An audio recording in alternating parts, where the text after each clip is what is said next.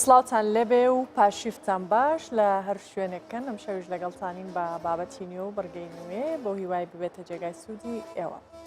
بەر لەوەی بچینە لای بابەتەکانی ئەو شەومان کە بابەتی ئاینی و هەروەها پامێرانمان ڕاستەوخۆ لە شارەکانی کوردستان لەگەڵمانە بن بۆی بزانین پێشوازیکردن لە جەژن چۆنە، ئامادەکاریەکان چییە و خەڵک چۆن کۆتاشەوەکانی مانگی ڕەمەزان بەڕێ دەکات بە تایبەت کە ئێستا خەڵک لە شەوانی قەدر تا درەنگانێکی شەو لە نێو مزگەوتەکان دەمێنێتەوە، هەروەها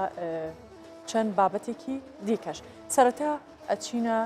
دهۆک لەوێ بە گوێرەی پێشبینیەکانی بەڕێوەبەری گشتی گەشت و گوزاری دهۆک ئەمساڵ و بە تایبەت لە جەژنی ڕەمەزاندا بەراورد بە ساڵانی پێشووتر ڕێژەیەکی زیاتری گەشتیار ڕوو لە شوێنە گەشتیارەکانی دهۆکەکەن. کۆمپانیا گەشتیارەکانیش هەماژە بەوادن کە هەموو ئامادەکاریەکیان کردووە بۆ پێشوازیکردن لەو گەشتیارانەی کە ڕوو لەو پارێزگایە دەکەن.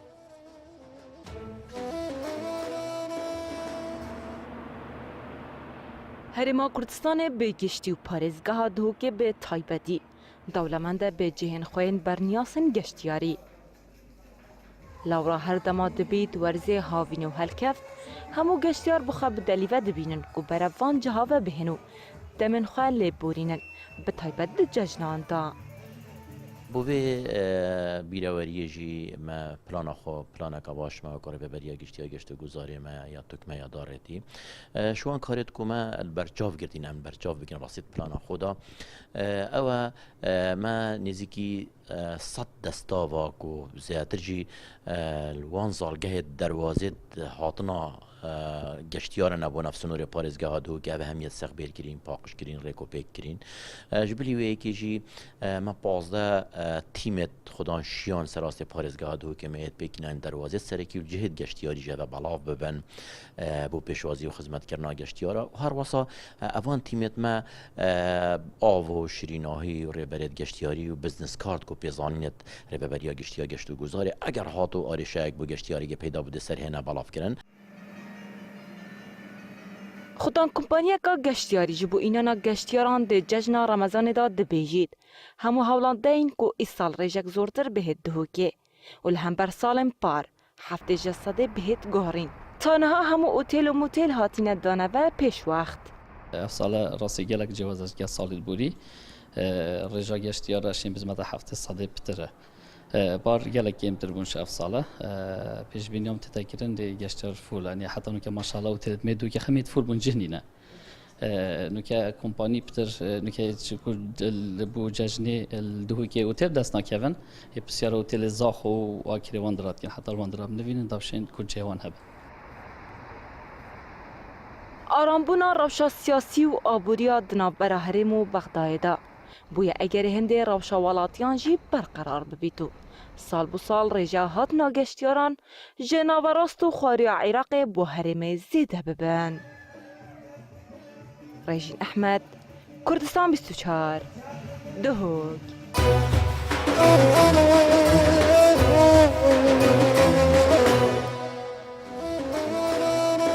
بەڕێزان بەردەوامین لەگەڵتان و چینە تەمەری یەکەمی پاشیو و لەم تەوەرە باس لە بابەتێکی ئاینی یان باس لە گرنگی شەوانی قەدر دەکەین. زۆربەی خەڵک زۆربەی موسڵمانان لە تەواوی جیهان لە کوردستانیش لەم شەوانەدا زیاتر کاتەکانی خۆیان بە عیبادەت و پەرستش بەڕێ دەکەن بۆ ڕوونکردنەوەی زیاتر لەسەر شەوی قەدر چییە یان قەدر چییە نیشانەکانی چۆنە و ئەو پەرستشانەی کە لەم شەوانەدا دەبێت بکرێت چییە؟ لەگەڵ ئێمە دکتۆر قاسم سیوەیلی پرۆفیسۆری یاریدەدەر و مامۆستای زانکۆی سەلاحەدین ئامادەیە. مامۆستام کاتت باش زۆر بەخێر. سەرەتا پێناسەیەک بکەین بۆ شەوی قەدر. شەوی قەدر چییە؟ بله بسم الله الرحمن الرحيم الحمد لله رب العالمين وصلى الله وسلم على سيدنا محمد وعلى آله وأصحابه أجمعين. سەرەتا مانگا پیرۆزەکەین لە هەموو مسلمانان بە تایبەتی گەلی کوردستان و گەلە خۆشەویستەکەمان و هەروەها داواکارین لە خوای گەورە کە ئەم دەشەوی کە ماوە ئەم چەند شەوەی کەوا ماوە خوای گەورە بە نسیبمانی کاو بە بەندایەت و عیبادەت بۆمانی بنووسێ. بە نسبەتی پرسیارەکەی جەنابێت شەوی قەدر خوای گەورە ئەم شەوە لە قورئانی پیرۆزا بە خۆی بە شەوی قەدر ناوی بردووە. فەرمێ بسم الله الرحمن الرحيم إنا أنزلناه في ليلة القدر فەرمێ ئێمە قورئانمان لە شەوێکی قەدرگرانە شەوێکی بەڕێزە دابەزاندووە ئەو شەوە لەگەڵ شەوەکانی کای فەرقێکی نییە بەڵام حرمەت و ڕێزی ئەم شەوە بەوەیەکەوە خوای گەورە لەو شەوەیە قورئانی پیرۆزی ناردووە لە لەوح المەحفوظەوە بۆ ئاسمانی دنیا هەموو قورئان بە یەکجار لە لەوح المەحفوظەوە هاتووە بۆ ئاسمانی دنیا لە مودەی 23 ساڵ تەمەنی پێغەمبەرایەتیشە حەزەی جیبریل عەلەیهی السەلام بەش بۆ پێغەمبەری خوای صلی الله علیه وسلم هێناوە ئەو شەوە کە ئەو ڕێزەی وەرگرتووە بەهۆی نازڵبوونی قورئانە بۆیە پێوتێ شەوی قەدر یایەکێکە لە زانایانی کە کۆمەڵی کە لە زانایان دەفەرمونون لەبەر ئەوەیەکەوە لەو شەوەیە خوای گەورە هەموو ساڵەکان یەک شەو هەیە کە ئەو شەوە تەقدیری وەکو چۆن ئەڵێ جەرجی هەموو ساڵەکە لەو شەوای ئەکرێ لە ڕزق و لە ئەجەل و لە هەرچی کە لەم کەون و بوونەوەرەیە ڕوئەدا خوای گەورە لەو شەوایە تەقدیری ئەکا بۆیە نامدراوە بە شەوی قەدر شەوێکی بەڕێز و گەورەیە بەڵێ دکتۆر بینە سەر نیشانەکانی ئەم شەوە چییە یان خەڵک چۆن ئەزانێ ئەمە شەوی قەدرە یەکەم نیشانەی ئەم شەوە پیرۆزە پێغەمبەری خوا صلی الله علیه وسلم بۆ ئێمە دیاری کردو ئەفەرمێ لە دەی ئەخیری ڕەمەزانایە ئەنی کە بیست تێپەڕی کرد ئەفەرمێ لە شەوی بیستەوە هەتاکو ئەخیرەکەی ئەفەرمێ لەو شەوانەیە دابنیشن عیبادەت و بەندایەتی تیا بکەن لەو شەوانەیە بۆ شەوی قەدر بگەڕێن عیبادەت و بەندایەتی تیا بکەن وەکو نیشانەیە کە بڵێ لە حەدیثە هاتبێ پێغەمبەری خوا صلی الله علیه وسلم کۆمەڵی ئاماژە هەیە ئەفەرمێ ئەو شەوە شەوێکی سافە شەوێکی بایتیانیە شەوێکە کە کۆمەڵێ بڵین هەورە تریشقە و هەورە بروسکە و کۆمەڵشی تیاڕوو نادا ئەفەرمێ ڕۆژەکەشی تقریبەن وەکو چۆن ڕۆژێکی زۆر شوعاوی نییە ینی زۆر پرشنگدار نییە لەبەرەوەی کە فەرمێ چونکە مەلایکەتێکی زۆریە نەخوارەوە تا بەری تیشی ڕۆژ ئەگرن شەوە تۆزێک ڕۆژەکە ماتەمە زانایان ڕەحمەتی خۆیان لێبێ لەسەر ئەم ئاماژەوە دەفەرمونون ئەمە ئاماژەیەکە خارج لەوەی کەوا پێغەمبەری خوا صلی الله علیه وسلم ئەفەرمێ لەدەی ئەخیرا بۆی بگەڕێن بە تایبەتی بۆ ئەو شەوەی کە تەحدید نەکراوە ئەفەرمێ ئەمە ئاماژەکانێتی باشە دکتۆر زۆربەی مسلمانان لە شەوە تاکەکان دائنیشن زیکرەکەن یادی خواکەن یان ئەو شەوە نابا شەوی قەدر ئەزانن بەڵام لە قسەکانی بەڕێستان ئاماژەت بۆ کرد کە هاتووە لە فەرمودەکاندا ئەو دەشەوەی کۆتاییە بەڵام خەڵک بۆچی لە شەوە تاکەکان زیاتر باڵین دائنیشە و پەرستشی خۆیەکە خۆی پێغەمبەری خوا صلی الله علیه وسلم دوو فەرمودەی هەیە چەند فەرمودەیەکی بڵێن بۆ لەسەر ئەوەی کە جنابت باسیەکەی یەکەمیان ئەفەرمێ لەدەی ئەخیرا بۆی بگەڕێن لە حدیثێکی تر ئەفەرمێ کامیانە بەتادید پێغەمبەری خوا صلی الله علیه وسلم ئەفەرمێن لە شەوە تاکەکانایە لە شەوە تاکەکان ینی بەڵام تەحدیدی نەکرد بە تاکەکان 21 یا 23 یا 25 یا 27 یا 29 تەحدیدی نەکردووە بۆیە زیاتر مسلمانان زیاتر تەرکیز ئەکەن سەر ئەو شەوانی کەوا تاکن باشە شەوی 27 ئەوە زیاتر بە هەمان شێوە لە ڕۆ کۆمەڵاتیەکەوە کە خەڵک زیاتر لەو شەوە ئەڵێەوە شەوی قەدر نەخێر ئەوەش لە زۆر لە ئاماژەکانی پێغەمبەری خوا صلی الله علیه وسلم و هەروەها ئەگەر زانایانی هەموو ئیسلام بکەین بە دوو بەشەوە لە 195 زانایان ئەفەرمون لە شەوی 27 لە شەوی 27 لەبەر ئەوە زانایان یا مسلمانانیش بە تایبەتی کە لەو شەوی 27 کۆ ئەبنەوە عیبادەتی زیاتری تیاکەن و یا لە هەموو شەوەکانی زیاتر قەرەباڵغترەکە لەبەر ئەمەیە نەک تەنها لەبەر بنەمایەکی تایبەت هەیە کە بنەمایەکی تایبەت هەیە بەڵێ پێغەمبەری خوا صلی الله علیه وسلم کۆمەڵی ئاماژەی فەرمووە لە حەدیثەکانیە زانایانی لەسەر ئەم ئاماژانەوە تحديداً كردوا لسر شيء بيستحاول نك تحديدي طوانا صد لصدنا وكبيموتي لصد عن نوت تعصر نوتو بيج قالنا الشيء بيستحاول تعالى أما جاكان شيء رونا بل أما جاكان أول كوا لزور حديثة هات وكبي غمدي خاص صلى الله عليه وسلم للشيء بيستحاول زور اهتمامي بوش وداوا وهروها زور هاني مسلمان هاني شي داوا كلو شوايا بمن نوا وزاناني لسر أما جاني بيغمبري خاص صلى الله عليه وسلم شيء بيستحاول يعني كردوا يعني نجلس لصدا صد بلين 27 بەڵام 27 زیاتر مهتمن پێی کۆمەڵی ئاماژەی عەدەدیش هەیە لە قورئانی پیرۆزە پێوتی ئیعجازی عەدەدی بۆ نمونە سوورەتێکمان هەیە لە قورئانی پیرۆزە ناوی سوورەی قەدرە ئەم سوورەی قەدرە خوای گەورە فەرمێ ئینا ئەنزەلناه فی لەیلة القەدر لەیلة القەدر لەو سوورەتەیە سێ جار دووبارە بۆتەوە سێ جار دووبارە بۆتەوە هەموو لەیلة القەدریش ئەفەرمون نۆپیتە سێ جاری دووبارە فی سێ بکە ئەکا 27 ئەفەرمونون ئەمەژێشێکە لەو ئاماژانی کەەوە یاعجازێکی عادەدی لە قورآانی پیرۆزەکەەوە هاتووە ئیشێکە لە ئاماژەکان بۆیە زیاتر مسلمانان تەرکیزەکەن لەسەر ئەو شەوە. باشە لەو شەوانەدا مسلمانان ئەبێت چی بکەن یان ئادابەکانی ئەو شەوانە چیە چۆن پەرستش و عیبادەتی خۆیان بکەن؟ ئادابەکان پێغەمبەری خوا صلی الله عليه وسلم توضیحی کردو ئەفەرمێ من قام ليلة القدر إيمانا واحتسابا غفر له ما تقدم من ذنبه ئەفەرمێ لەو شەوەیە هەر کەسێک ئەو شەوە زیندوو بکاتەوە بە عەبدایەتی بە بەندایەتی ئەنجا عەبدایەت باشترین بەندایەتی کە ئینسان بیکات لەو شەوەیە شەو نوێشکردنە دوای ئەوە قورئان خوێندنە دوای ئەوە باقی ذیکرەکانی ترە دوای ئەوە دوعاکردنە یعنی هەر کامێک لەمانە ئینسان بتوانێت بکە شەوەکەی بەرز ڕاگرتووە بە زیندوی ڕایگرتووە تحدید نییە لەسەرەوەی تەنها یەکشت بکە تەنها نوێژ بکە تەنها قورئان بخوێنە یا تەنها ئەوە بکە تا حەزەتی عائیشە پرسیاری کرد خوای ڕازی بێ لە پێغەمبەری خوا صلی الله عليه وسلم فەرمی پێغەمبەری خوا من لەو شەوەیە چی بڵێم فەرمی ئەم دوعایە بخوێنە بڵێ اللهم إنك عفو كريم تحب العفو فاعف عني بڵێ خوایە تۆ لێبوردەی زۆر پێخۆشە و لێم ببوورە ئەنی ئینسان ئەگەر لەو شەوە داوای لێبوردن لە خوای گەورە بکە ئەمە بنەمای بەندایەتی لەو شەوەیە بریتێ لە بەندایەتیکردن بۆ خوای گەورە ئەنجا بە هەر نەوعێک بە شەو نوێشکردن بێ یا بە قورئان خوێندن بێ یا بە ذیکرکردن بێ یا بە سڵاواتدان بێ لەسەر پێغەمبەر صلی الله عليه وسلم یا بە هەر نەوعێکی تر لەوانەی کەوا پێی وتێ پەرستن کێشەی نییە. باشە کەسانێک هەن لەوانەیە بە درێژایی مانگی ڕەمەزان و ئەو چەند ڕۆژەی کە تێپەڕیوە تەنیا با بڵین ئەرکە فەرزەکانیان بەجێهێناوە ئەرکانی کە نوێشکردنە بە ڕۆژووبوونە بەڵام لەو شەوەدا دائەنیشن ئایا ئەو شەوە یان ئەم شەوانەی کۆتایی قەرەبووی کاتەکانی پێشتر ئەکاتەوە؟ بەڵێ مانع نییە ئینسانەکان جاری وا هەیە ئینسانێک ئیمکانی نییە دابنیشێ یا کارێکی هەیە ئیشێکی هەیە خوا نەخواستە نەخۆشیەکی هەیە یا ناتوانێت دابنیشێ کێشەیەک نییە ئەتوانێت بەڵێ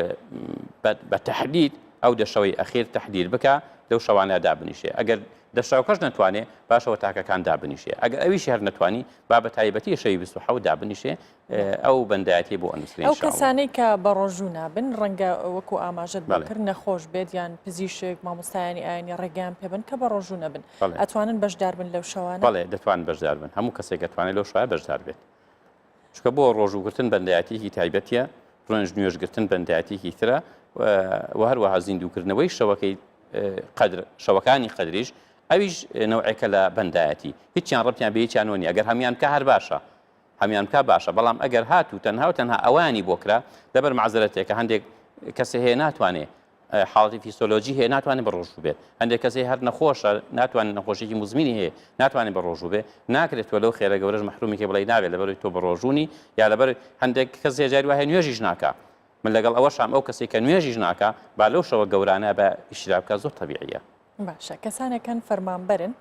لەوانەیە لەبەر ئیلتزامات و کاتی دەوامیان نەتوانن بەشدار بن ئایا ئەوە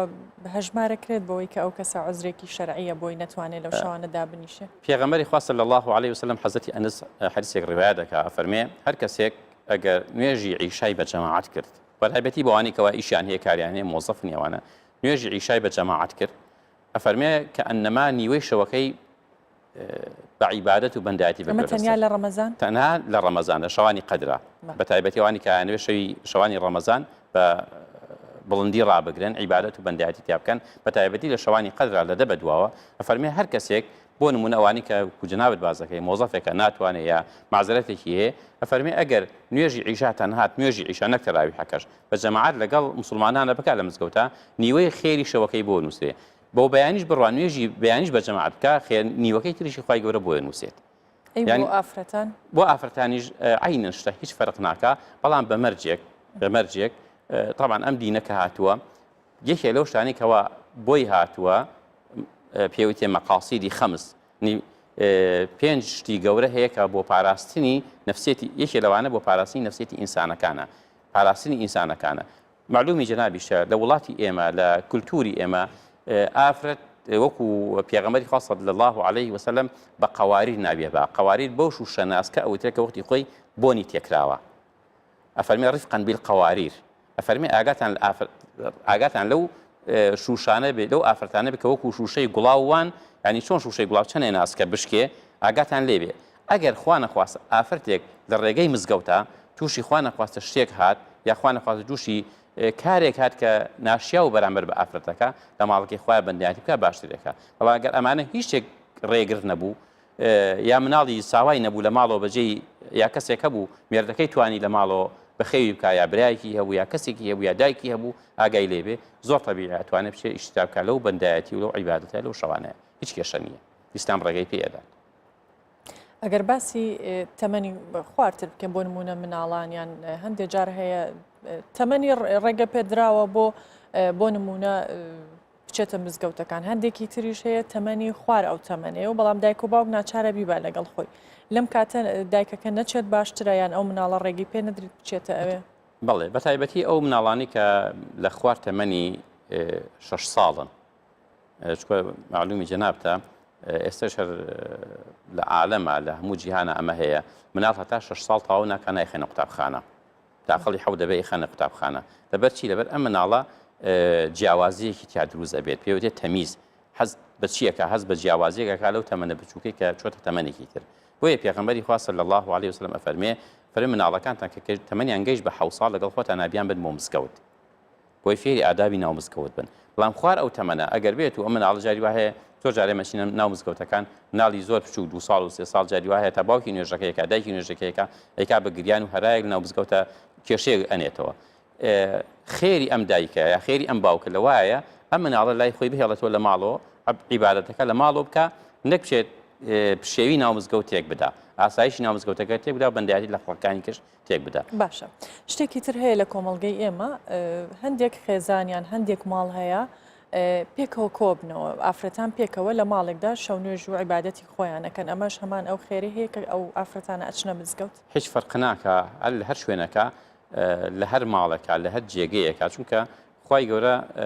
پێغەمبەری خوا صلی الله علیه وسلم بەتایبەتی لەسەر ئەم فرمودەی جەنابەت ئەفەرمێت فرمودەیەکی هەیە دەفەرمێت ما اجتمع قوم من بيت من بيوت الله يتلون كتاب الله ويتدارسون بينهم إلا نزل عليهم السكينة وغشيتهم الرحمة وذكرهم الله في من عنده ففرمي له هر جيجيك على هر مالك على هر مالك كان يخوي جورا كومالك سانه كوب بن وجاجن بنيا بياوبن كوبن وبنداتي بخوي جورا كان أو خير وبركة ورحمة خوي جورا أواني داع بوشيت إيش فرق ناك باشە مامۆستا باسی بابەتێکی کە بکەین کە لە شەوانی قەدردا هەندێک جار دانیشتنەکانە گۆڕێ بۆ بابەتێکی تر بۆ نمونە لەوانەیە و کەسانەی دانیشتون بە تەنیا بۆ نمونە نوێژ نەکەن یان عیبادەت نەکەن هەندێک جار کاری ڕۆژانەی خۆیان ئەکەن ئەژڵن لەو شەوە دانیشتوین یان بۆ نمونە بابەتەکە بێتە بابەتێکی کۆمەڵایەتی و دانیشتن و قسەکردن بەڵێ ئەم کەسانە لە خێر و پاداشتی ئەو شەوە بێبەشە بن خۆی هەدەف لە دانیشتن ئێمە بەندایەتیە ئەگەر خارجی بەندایەتی هەر شتێکی تر بکرێ مەقبول نییە لە ئیسلامە چکە ئەو کەسێک کە ئەچێ شەوی قەدر زین و ئەکاتەوە بەمە بەستێک زیندویەکاتەوە کە بەندایەتی بخوای گەورە بکە بەڵام بەمە بەستێکی تر بێ کۆمەڵی برادر بەیەک و کۆ بن و قسەی خۆش ئەکەن یاکو خواردنیش بەتایبەتی ئێستا کە مەشهورە کە خواردنە بنە ناو مزگەوتەکان و ئەڵێ خواردنی لێ تا بیستومە جاری وە هەبووە تەلەفۆن بۆ یەکترەکەن وەرە فڵانە شوێن کەبابیان هێناوە یا خواردنیان هێناوە یا فڵان ئەوان هێناوە ئەمانە ئەگە بەم نیەتە بڕۆن نەوەڵا بەندایەتیان بۆ نانووسێ بەڵام هەر کۆبوونەوەکان چاوکەن لە مسلمانانش کە ئەمە کۆبوونە تۆ بەندایەتیەکەن و عیبادەتەکەن هەشتێکی باشە بەڵام ئەگەر مەبەستەکە تەنها کۆبوونەوەی خۆیان بێت و کات بەسەربردننی خۆیان بێت ناو مزگەوتەکانە بە هیچ نوعێک جائز نییە و باشیش نییە و نەچن باشترێکە ئەگەر تەنیا بە مەبەستی کۆبوونەوە بۆ ئەگەر نوێژیشیان کرد و لەگەڵیشیان کۆبوونەوە ئەمە ئاساییان ئەو شەوە تەنیا دانراوە ئەو شەوە تەنها دانراوە بۆ بەندایەتی کۆبوونەوەکە ئەگەر مەبەستەکە پێی ئەو بێ لە بینی خۆیانە مذاکەری حەدیثێکەکەن یا ئاياتێکەکەن یا کۆمەڵێشت باز دەکەن کە ڕەبتی بە دینەوە هەیە ئەوەش بە ذیکر هەژمارەکرێت ئەگەر مەبەستەکە مەبەستی دنیاییە یان بەسێکە کە ڕەبتی بە ئیش و کار و تایبەتمەندی خۆیانەوە هەیە نەوەڵا ئەمە نابێ بکرێت چونکە مزگەوت شوێنی ئەوە نیەکەوە تا قسەی دنیایشی تیا بکرێت تا لە زمانی لە سەردەمی پێغەمبەر صلی الله علیه وسلم نهی کراوە لەوەی کەوا ئینسان خۆی نهی کردووە فەرمێتی لە ناو مزگەوتەکان نابێ غەیری وتەیەکەوە بەندایەتی بگێنێ نابێ باز بکرێت إلا لە مەسلحەتی عامانە بێت جاری وایە شتێکی لە مەسلحەتی عامە باز دەکرێت زۆر طبیعیە بەڵام دابنیشێ خەڵق باسی دنیا بکە و باسی کۆمەڵی مەسائلی شرکە کە ڕەبتی بە عیبادەت و بەندایەتیەوە نەبێت جائز نییە بە هیچ نوع باشە بینە سەر ئەو کەسانەی کە لەم شەوانە دائەنیشن بە گشتی ئەگەر زیاتر ئەوە ڕوون بکەینەوە ئەتوانن چ جۆرە پەرستنێک بکەن هەرچەندە ئاماژەت بەوە کرد کە ئەتوانێت قورئان بخوێنێتەوە ئەتوانێت بپارێتەوە دوعا بکات بەڵام کەسێک بیەوێت کە بەڕاستی و ئەوەی کە فەرز کراوە لە سەریان ئەوەی کە واجبە لەو شەوە جێبەجێ بکە ئەگەر داونیش چییە یان ئەتوانێت چی بکە لە دەستپێکەوە تا ئەگاتە کۆتایی شەوە بەڵێ ئەو کەسێک کە ئەچێت ئەوێ تاوان ڕاگررتنی شەوەکە زیندوکردنەوەی شەوەکە سونەتە واجب نییە ینی بڵێ شتێک کا بە واجب بۆ خۆی بیکە واجب نییە بەڵام یەکێ لەو شتانی کەوا زۆر گرینگە کە پێغەمبەر صلی الله علیه وسلم باسیەکە یەکێ لەوانە شەو نوێژە شەو نوێژکردنە جا شەو نوێژەکە بە تەنیا ئەیکا یا بە جەماعەت ئەیکا لەگەڵ کۆمەڵێکا بەیەکەوە ئیکەن لەگەڵ ئیمامی مزگەوتە کە ئێستا مەشهورە زیاتر چەند سەعاتێک بەیەکەوە مامۆستا ئیمامەتیان بۆکە و خەڵقانی کەش بە دوایە سونەتەکانەکەن ئەمە گەورەترین بەندیاریکەوە ئەکرێ یا دانیشتن جاری وا هەیە بە حەڵەقە دانیشتن ختمێکی قورآانەکەن یا چەند ختمێکی قورآانەکە هەرێکی چەند جسمێ لە قورآانە خوێنن لە مودەی سەعاتێکا دو سەعاتێکە سیرەکەی چەند ختمێکی قورآانەکەن ئەمەژیەکە لەو دیکرانیکەوە ئەکرێ یا دانیشتن کۆمەڵە بە یەک و کۆمەڵی ئەذکار هەیە بە یەکەوە کەواریدە لە پێغەمبەری خوا صلی الله علیه وسلم جێبەجێ ئەکەن ئەمانە هەمووی بەرزڕاگرتنی ئەو شەوەیە کەسێکیش خۆی بە تەنها بۆ نمونە چۆن ناو مزگەوتەوە ئیشتراکی هیچێک لەمانەی نەکرد بۆ نمونە نوێژەکرا بە جەماعەت نوێژی نەکرد کۆمەڵە خەڵقانی تر ذیکریانەکردنە ئەچوو بە تایبەتی خۆی قورآانی هێڵگرت بوو خەریکی قورآن خوێندت بوو ئەم شەوە بە نسبەت ئەم کەسەوە هەر ئیحیاکردنەوەی شەوەکەی زیندوو ڕاگرتنی شەوەکەی هیچ فەرق ناکە مهم ئەوەیە ئەو شەوەی ئەو کەسێک کە ئەچێتە ناو مزگەوت بەندایەتی بکا بۆ خۆی گەورە باشە مامۆستا پێم خۆشە پرسیاری ئەوە بکەم ختم چییە چونکە زۆر جارەوە پرسیارەکە ختم چییە چۆن ئەکرێت و مسلمانێک کە ختم ئەکبوون مناماژت بۆ کرد کە چەند کەسێکیش پێکەوە توانن بیکەن بەڵام ئەگەر ئەوە ڕوون بکەیتەوە بەڵێ ختم ینی کۆتایی هێنان ختم ینی ختام کۆتایی هێنان بە شتێک قورآانی پیرۆز 30 جزئە 30 جزمە لە بیدایەتەوە تا ئاخیر کە ئەڵێ قورآنم ختم کرد یعنی کۆتاییم پێ هێنا هەمووی بخوێندوە لە ئەوڵ تا ئاخیر ئەمە ئەکرێت من و تۆ بەیەکەوە یا 30 کەس بەیەکەوە کۆبینەوە 30 جزمە قورآن من جزمی یەکەم بخوێن تۆ دووەم ئەو سێ ئەو چوارم بەیەکەوە هەموومە بەیەکەوە قورآنەکە تەواوکەیت ئەمە پێوتێ ختمێکی قورآن ئەتوانی بۆ نمونە لە من بە نیو سعات جزمێک بخوێنم تۆ بە نیو سعات بخوێن سەرەکەی هەموو یەکێ لەمانە بە نیو سعات جزمێکمان خوێنوە کۆی شتەکە وەربگرە لە نیو سعات ئەمە توانیمان ختمێکی قورآن بکەیت کە ئەمە پێوتێ ذیکری جەماعی ئەم ذیکرە جەماعیش ئەمە یەکێکە لەو سونەتە گەورانی کە پێغەمبەری خوا صلی الله علیه وسلم ئاماژەی پێکا کە ئەفەرمێ کۆمەڵە کەسانێک کە کۆ بنەوە بە یەکەوە ذیکری خوای گەوراکەن کە جوانترین و پیرۆستترین زیکریش خوێندنی قورآانی پیرۆزە معنای ختم ئەمەیە هەیە بە تەسبیح ئەکرێت ختم هەیە ئەمە وەکو وارد لە پێغەمبەر صلی الله علیه وسلم ئەوانەی بۆ نمونە ختمی لا اله الا الله و ختمی الحمد لله و ختمی کۆمەڵێ ئەستەغفر الله و ختمی سڵاوات و کۆمەڵ لەم بابەتانە ئەکەن بۆ نمونە کەسێک دای ناوەڵێ من شەوانە 1000 سڵاوات لەسەر پێغەمبەر ئەدەم صلی الله علیه وسلم لای خۆی دای ناوە ئەگەر 1000 سڵاواتەکە بدا ختمێکی سەڵاواتی کردووە لەناو ئافرەتانە زیاتر مەشهورە ختمی لا اله الا الله ئەکەن بۆ نمونە 80000 لا اله الا الله ئەکەن ئەم 80000 وەکو لە پێغەمبەر مەثور بێگەیشتی بێ پێغەمبەر تحدیدی کرد بێتەوە 80000 لا اله الا الله بکە خوای گەورە بە ختمی بۆتی بنووسێ شتی وانە هاتووە بەڵام کارەکە کارێکی پیرۆزە کارێکی خێرە ئەگە 100000 بکە 80000 بکە 10000 چەندێ بکە جا خۆی ناوی ئەنێم ختمی لا اله الا الله و ختمی سڵاوات ئەو ختمی الله ئەو ختمی نەوعێک هەل لە ذیکرێک ناوی دەبا هیچ کێشە نییە ئەمە جیاوازی هەیە لەگەڵ ئەو ختمی قورآانی کە ئەکرێت بەڵێ طبعا بەرزترین کەلام بەرزترین وتە کە ئینسان بیکە ختمی قورآانی پیرۆزە کەلامی خوای گەورەیە ئەگە ئینسان بتوانێت قورآن بخوێنێ زۆر شتێکی باشە بەڵام هەموو کەسیش ناتوانێت قورآن بخوێنێ ئەو کەسانی کە خوێنەواریان نییە با لا اله الا الله زۆر بڵێن با سڵاوات لەسەر پێغەمبەر صلی الله علیه وسلم زۆر بکەن با ئەو ئەذکارانی کەوا لە پێغەمبەرەوە وارد بووە وەکو فێری دایکمان حەزەتی عائیشەی کرد فەرمووی لەو شەوایە بڵێ خوایە تۆ زۆر لێبوردەی و لێم ببوورە یعنی ئەگەر بە عەرەبیەکەشی نەزانێ بە کوردیەکەشی ئەتوانین ئێمە بڵێن خوایە تۆ لێبوردەی زۆر پێخۆشە لێم ببوورە هەر ئەمەنە بڵێ ئەمە بە ذیکر و بە عیبادەت و بە ئیحیای شەوەکە خوای گەورە بۆ هێژمارەکە ناوهێنان چۆنە ئەڵێن ئەوە ئەوەندە ناوی تێدا ئەهێنرێیان پێشکەشەکرێیان شتی وا هەیە بەڵێ ئەوە پێوتی هەدیەکردن ئەوە لە ناو خۆمانە هەیە لە ناو مسلمانانە ئەمە هەیە بۆ نمونە خێرێکەکە سەدەقەیەکەکە قورآنێکە خوێنێ دیکرێکەکە هەدیەکە بۆ ڕوحانەتی پێغەمبەر صلی الله علیه وسلم بۆ ئەو کەسانی کە خۆی ئێوێت بۆ ئەو کەسانی کە ئێوێت بەڵێ ئەم خێرەکە بۆ خۆشی ئەنووسرێ ئەم سەوابی خێریش ئەچێ بۆ ئەو کەسانی کەوە ئەو بۆیان هەدیەکە ناوی کەسەکان ئەگەر کەسێک هەر کەسێک بێنێ ئەتوانێت سە بۆ نمونە ئێمە لەم ستۆدیاین ئەتوانین بە یەک سیوچ هەموو ئەم گوڵۆپانە بکوژێنینەوە ئەتوانی بە یەک سیوچیش هەمووی هەڵبکەین ئاینشر ئەو خێرە تو ئەتوانی بینێری بۆ هەزارە هەند کەس ئەتوانی بۆ یەک کەسیشی بنێری بۆ یەک کەسیشی بنێری دەتوانی ئەمانە لە پێغەمبەری خوا صلی الله علیه وسلم مەثوورە و گەیشتووە ئەمە دیاری کراوە لە دەستپێکە لە ناوەڕاستی ختمەکەیان لە دووە عادەتەن ئەگەر لە بیدایەتەوە بۆ نمونە پێشەوەی بخوێنێ ئەڵێ من خێری ئەم قورئانە یا خێری ئەم سوورەتە یا خێری ئەم سڵاواتە ئەنێرم بۆ فڵانە کەس ئەنجا سڵاواتەکە ئەدا یا سڵاواتەکە ئەڵێ خوایە من تۆ شاهیدی من ئەم خێرم کرد ئەم قورئانم خوێن ئەوە هەدیەکەم بۆ فڵانە کەس ئەویش هەر ئەبێت چونکە پێغەمبەری خوا صلی الله علیه وسلم لە سەردەمی خۆیان سەحابەیەک هاتە خزمەتی عەرزی کردی پێغەمبەری خوا دایکم لە پڕ مرد فریای هیچ خێرێک نەکەوت ئایا من ئەتوانم خێری بۆ بکەم پێغەمبەری خوا صلی الله علیه وسلم فەرمووی بەڵێ دەتوانی خێری بۆ بکەیت خێرەکە بەو شێوازە بوو بەو شێوازە هەر خێرێک بێ یعنی اینجا خێرەکە قورئان خوێندن بێ یا ئەچێ سەدەقەیەک ئەدا بە هەژارێک یا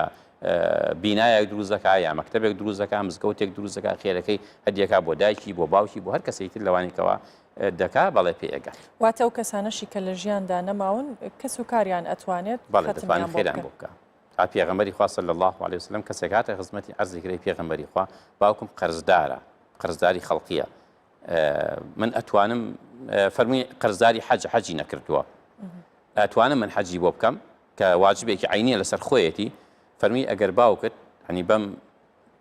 قیاسە بۆی کرد پێغەمبەری خوا فەرمی باش ئەگەر باوکت قەرزداری کەسێک ببوایە ئێستا تۆ بچیا قەرزەکەت بۆ بدایەتەوە قەرزەکەی لەسەر لا ئەچوو فەرمی بەڵێ پێغەمبەری خوا قەرزەکەی لەسەر لا ئەچوو دەی فەرمی ئەمەش قەرزی خۆیە قەرزی خۆش بدەنەوە واتە ئەگەر تۆ ئەم حەجەی بۆ بکەی سەوابی ئەم حەجە بۆ باوکت ئەنووسرێت واتە مەتەنیا بۆ کەسی نزیکە بێ یان بۆ کەسی دووریش ئەبێت احتیاطی هەر کەسێک هەر کەسێک کە تۆ دۆستە ڕفیقتە برادەرتە یا هەر ناویت بیستوەزانی کەسێکی چاک بووە هەزاران ساڵ لەوە پێش فەوتی کردووە تۆ بەس بە کەسێکی چاک بیستوتە بە کەسێکی باشەوە کردووە ئەتوانی خێر و سەدەقەی بۆ بنێت دکتۆر ویستم پرسیاری ئەوە بکەم عیبادەتی ئەم دەشەوەی کۆتایی ڕەمەزان جیاوازە لەگەڵ کاتەکانی پێشووتر لە ڕووی پاداشتەوە لە ڕووی پاداشەوە بەڵێ چکە جیاوازەکەی ئەمەیە هەر عیبادەتێک لەو شەوایە بکرێت وەکو خوای گەورە ئەفەرمێ لەیلەة القەدر خەیر من ئەلف شەهر فەرمێ بەقەر هەزارمان خێری زیاترەکە یعنی ئەگەر تۆ ئەمە تەنیا بۆ ئەو یەک شەوەیە کە دیاری کراوە بەتەنها بۆ ئەو یەک شەوەیە بەڵێ ئەمە وەکو چۆن لە مستەڵەحی نوێی ئەمڕۆیاڵێ ئۆفەرێکە بۆ زۆر جار نامەیەک دێڵێم ئۆفەرێکە توانین تو ئیسفادە لەم ئۆفەرە بکەی ئەمەش خوای گەورە چانسێکە ئەیدا بە ئیمانداران لەبەر ئەوەی کەوە زۆر جار سەبەبەکەی لەسەر چی هاتوو ئەم خێرە گەورە لەم شەوایە کرێ لەبەرەوە ئەڵێن ئومەتی پێغەمبەر صلی الله علیه وسلم تەمەنیان کورتتر 60 بۆ 70 ساڵ قەلەما لەوە زیاتر خەڵق ئەژی ئومەتەکانی پێشووتر هەیان بۆ 1000 ساڵ ژیاوە یا 1000 ساڵ عەبدایەتی و بەندایەتی کردووە تەمەنیان درێژتر بووە فەرمێ کاتێک ئەمانە باس کراوە ئەسحابی پێغەمبەر صلی الله علیه وسلم حەزینەیەک دایکردون کانی پێغەمبەری خوا جا ئێمە تەمەنێکی کورتمان هەیە لە تەمەنێکی کورتە چۆن ئەتوانین ئەمە بکەین چی بکەین باشە فەرمی خوای گەورە بۆ دڵنەوایی ئیمانداران ئەمی فەرمووی ئێوە لە شەوەکانی قەدرە بەندایەتی بۆ خوای گەورەکەن بەقەر ئەو 1000 ساڵە بەقەر ئەو 1000 مانگە خێری هەیە کە 83 ساڵەکە بەندایەتی تایە دکتۆر هیچ ڕوونکردنەوەیەک هەیە لەسەرەوەی کە بۆچی شەوی قەدر دیاری نەکراوە کام شەوە بەڵێ لەبەر ئەوەیە کە ئینسانەکان تەنها و تەنها مسلمانان بە تایبەتی یەک شەو هەڵ نەبژێرن ئیزدیحام و قەرەباڵغێک لەسەر هەموو مزگەوتەکان دروست بکەن و باقی شەوەکانی تروازی لێ بهێنن بۆەوەیەکەوە ئینسان زیاتر چونکە هەموو خێرێک لە ڕەمەزانە یەک بە هەفتایە ئەگەر بڵێن شەوی قەدریشی بەنسیب بۆ نمونە لەو دەشەوای هەر شەوێکیان قەدرا بەڵام هەموو شەوەکانی تری هەر نوێژەکەی بە هەفتا نوێژ بۆ دەنووسرێ سەدەقەیەکەکەی بە هەفتا سەدەقە لا إله إلا الله ئەکەی بە هەفتا ئەوە بۆ دەنووسرێ لەبەر ئەوە هەر خێرێ بۆی کە مسلمانان لەو شەوانەیە بێبەش نەبن لەو خێرانە بۆیە پێغەمبەری خوا صلی الله عليه وسلم تحدیدی نەکردووە فەرمێتی لە دەی ئەخیرا بۆی بگەڕێ بەڵێ ئاساییە ئەگەر کەسێک ماندوو بوو نەیتوانی بە درێژایی شەوەکە بەخەبەر بێت کەمێک پشوبایە بنوێ بەڵێ زۆر طبیعیە بەتایبەتی ماوەی چەند وەکو باسم کرد زانایان ئەفەرمونە هەتا پێغەمبەر ئەفەرمێ صلی الله عليه وسلم ئەفەرمێ ئەگەر نوێژی تەنها نوێژی ئیشا کە بانگی دا چون نوێژ ئیشاکی هاتەوە ماڵەوە ئەفەرمێ نیوەی شەوەکەی بەخێر بۆ نووسرێ بە زیندووکردنەوەی نیوەی شەوەکەی نوێژی بیانی بچێت جەماعەت بکات لەگەڵ مسلمانان ئەفەرمێ نیوەکەی تریژی بۆ نووسرێ یعنی وەکو ئەوەکانی کە خوای گەورە ئەمیش بێبەش ناکاتەوە بەتایبەتیتر پێم خۆش ئاماژە بە شتێک بکەم ئەویش ئەوەیە کە ئەوانەی کە کارمەندن لە ئەوەکانە ئێستا بۆ نمونە من بەیانی دەوامم هەیە بێ هەش لە شوێنی کارەکەم بم ئەگەر بە شەوان نەخەوم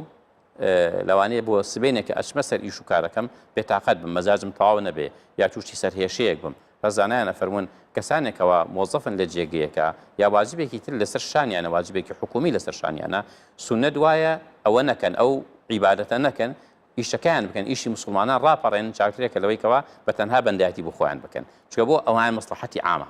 واتە ئەو کارێک کە خۆی هەیەی بیکات ئەکەوێتە بری ئەو شەوە دانیش ئەگەر بێت و ئەگەر بە زیندوکردنەوەی شەوەکە زەرەر لە کارەکەی بدا و نتوانانی ئیشوکاری مسلمانان ڕاپەڕێنێ یا مەزاجی تەواو نەبێت تووشی یا نەخۆشکە جاری وهی ئینسان ئەگەر شەو نەخەوێت تا بەیان تووشی سەرێشەیەگە بێ ئەو سەرێشش بەری نادا هەتا ئێوارە سێرێکی لەسەر ئیشەکەی بێتاقە دەبێت جوابی خەڵکی بۆ نادرێتەوە یا ئیشەکەی بەڕێکوپێکی بۆ ناکرێ وا باشترێکە بخەوێ نوێژەکەی ئیشای بە جەماعەت بکاو بخەوێ باشترێکە لەوەی کەوا شەوەکە تا بەیانی دابنیشە بەڵام بەیانی نتوانانی ئیشوکارەکانی خۆی بەڕێکوپێکی بکەن. بەڵێ جۆرێک لە مزگەوتەکان ئێستا عیبادەت دەکرێت کە ئەوش بە دەنگی بەرز و دەفو هەموو سپیکەرەکانی شەکرێتەوە لە مزگەوت بە تایبەت شەوەکانی قەدر ئایا ئەو شێوازە دروستیان ئەبێت وابێ؟ نەخێر ئەمانە ئەمە خۆمان دامان هێناوە بدرێ بە مکەبیرە و خەڵقی کوێی لێ بێت و ئەمانە چونکە ئەسڵ لە عیبادەتان نهێنیە. ئێستا منەکەژم سەدەقەیە بکەم پێویست ناکەسە بە تۆ بڵێم لەم ئیسا ئەو بڵانکە وەڵام من ئێستا کاتمە دەرەوە فەقیرێک منی 1000 دینارمدایە. ئەسڵ ئەمان نییە ئەسڵ ئەمەیە من بیشارمەوە ئەسڵ لە بەندایەتی و عیبادەت و سونەتکردن شاوەیەکەوە ئینسان بە خەفا بیکات بە نادیاری بیکات بۆی خەڵک بزانێت ئەگەر بە ئاشکرا بوو ئەگەر نیەتەکە تەنها ئەو بووکەوە خەڵک بزانێت کە ئەمانە عیبادەت دەکەن ئەمە خوای گەورە بڕیا بووانە چی خوای گەورە ئیشی بەمانە نییە بەم نوع ئەوە نییە ئینسانی ئەعلانکار ناو خەڵقا تا پێغەمبەری خوا صلی الله علیه وسلم فەرمێ خوای گەورە پێی خۆشە چۆن کاتێک کە تۆ گوناهێکەکەی تاوانێکەکەی حەز ناکەی هیچ کەسێ لە دەوروبەری خۆتا بزانێ چەندێک حەریسی لەسەرێکەوە بیشاریتەوە ئەفەرمێ ئەوەنەش پێی خۆشە چاکەکانتان بەندایەتەکانتان عیبادەتەکان ئاوا بشارنەوە وإلا ئیزعاجکردنی خەڵق جاری وا هەیە بۆ نمونە امتحانی 12ەیە سەفی 12ەیە پۆلی 12ەکانە ئێستا لە مزگەوتەکان ئەگەر هەموو مکەبەرەکان بکرێنەوە سێرەکەی ئەو تەڵەبێ لە ماڵی خۆیان یا دراوسەی مزگەوتەکانت لەگەڕ بە تایبەتی هەموو گەڕەکەکانە سعی بۆ ناکرێت کە وەختی ئیمتحانی تاقیکردنەوەی زانکۆکانە بدرێ بە مکەبەرەکان و دەنگە دەنگ و قڕقڕ و وتار و زەڵجەیەک دروست بکرێ نە ئەو ئیشی بۆ بکرێ و نە خەڵکی شتێ بگا بزانەوە بەسەکە چیە هەندێک نەخۆش هەیە ناتوانێت ئەگەر گوێی لە سەوتەوە بێت ئیسراحەت ناکات نەخێ سونەتنی ئەمانەمە خۆمان دامێن هێناوە هەتا بە نەهێنی بکرێ لەناو مزگەوتەکە احتیاجێک خەڵقەت ناو مزگەوت مکەبیرێکی داخلی دانراوە بۆی خەڵقەکان هەموو گویان لێبێ یا بۆ مزگەوتی ژنان دانراوە تا گویان لێبێ بەڵام هیچ مەفروض نییە کەوا بدرێ بە مکەبیرەی دەرەوە سەر منارەکان بۆی هەموو خەڵکی گوێی لێبێت. بەڵێ جۆرێک نوێژی تر هەیە سەڵات تەزبیح ئەمە چییە و بۆچی لە شەوەکانی قەدر ئەکرێت؟ بەڵێ سەڵات و تەزبیحیشە لەو نوێژانێکەوە تەزبیحاتی زۆرتیا ئەکرێ سبحان الله زۆرتیا ئەکرێ چونکە لەو نوێژەیە کە ئەکرێ 300 جار سبحان الله والحمد لله ولا إله إلا الله والله أكبر ئەوترێتەوە 300 جار ئەوترێت لەعنی لە هەموو ڕکاتێکە 75 جار ئەوترێت بۆیە ناودرا بە سەڵات و تەزبیح ئەم سەڵات و تەزبیحە پێغەمبەری خوا صلی الله عليه وسلم تحدیدی نەکرۆ بۆ ڕەمەزان بەڵام ئێمە چونکە لە ڕەمەزانە خێرەکە زیاترێکە وا ئەزانین ئەمە تەنها لە ڕەمەزانایە هەتا ئەو بە مامی ئەفەرمێ پێغەمبەری خوا صلی الله عليه وسلم ئەفەرمێ شتێکت پێ بڵێم ئەفەرمێ ئەگەر بیکەی خێرەکەی ئەوەنە گەورەیە ئەگەر توانیت هەموو شەوێ هەموو ڕۆژێ بیکە نەیفەرمە لە ڕەمەزان فەرمێ هەموو ڕۆژێ یا هەموو شەوێ هەموو ڕۆژێ بیکە ئەگەر نەتوانی هەفتەی جارێ بیکە ئەگەر نەتوانی لە مانگی کات جارێ نەتوانی لە ساڵێک کات جارێک نەتوانی لە هەموو عمر کات جارێک ئەوەنە خێری گەورەیە جا لەبەرەوە زیاتر ئێمە تحدیدمان کردووە مسلمانان بۆ خۆمان تحدیدمان کردووە لە مانگی ڕەمەزانە وإلا سەڵات و تەزبیح وەکو خۆی وەکو ذاتی خۆی ڕەبتی بە مانگی ڕەمەزان و یا هیچ مانگی ترەوە نییە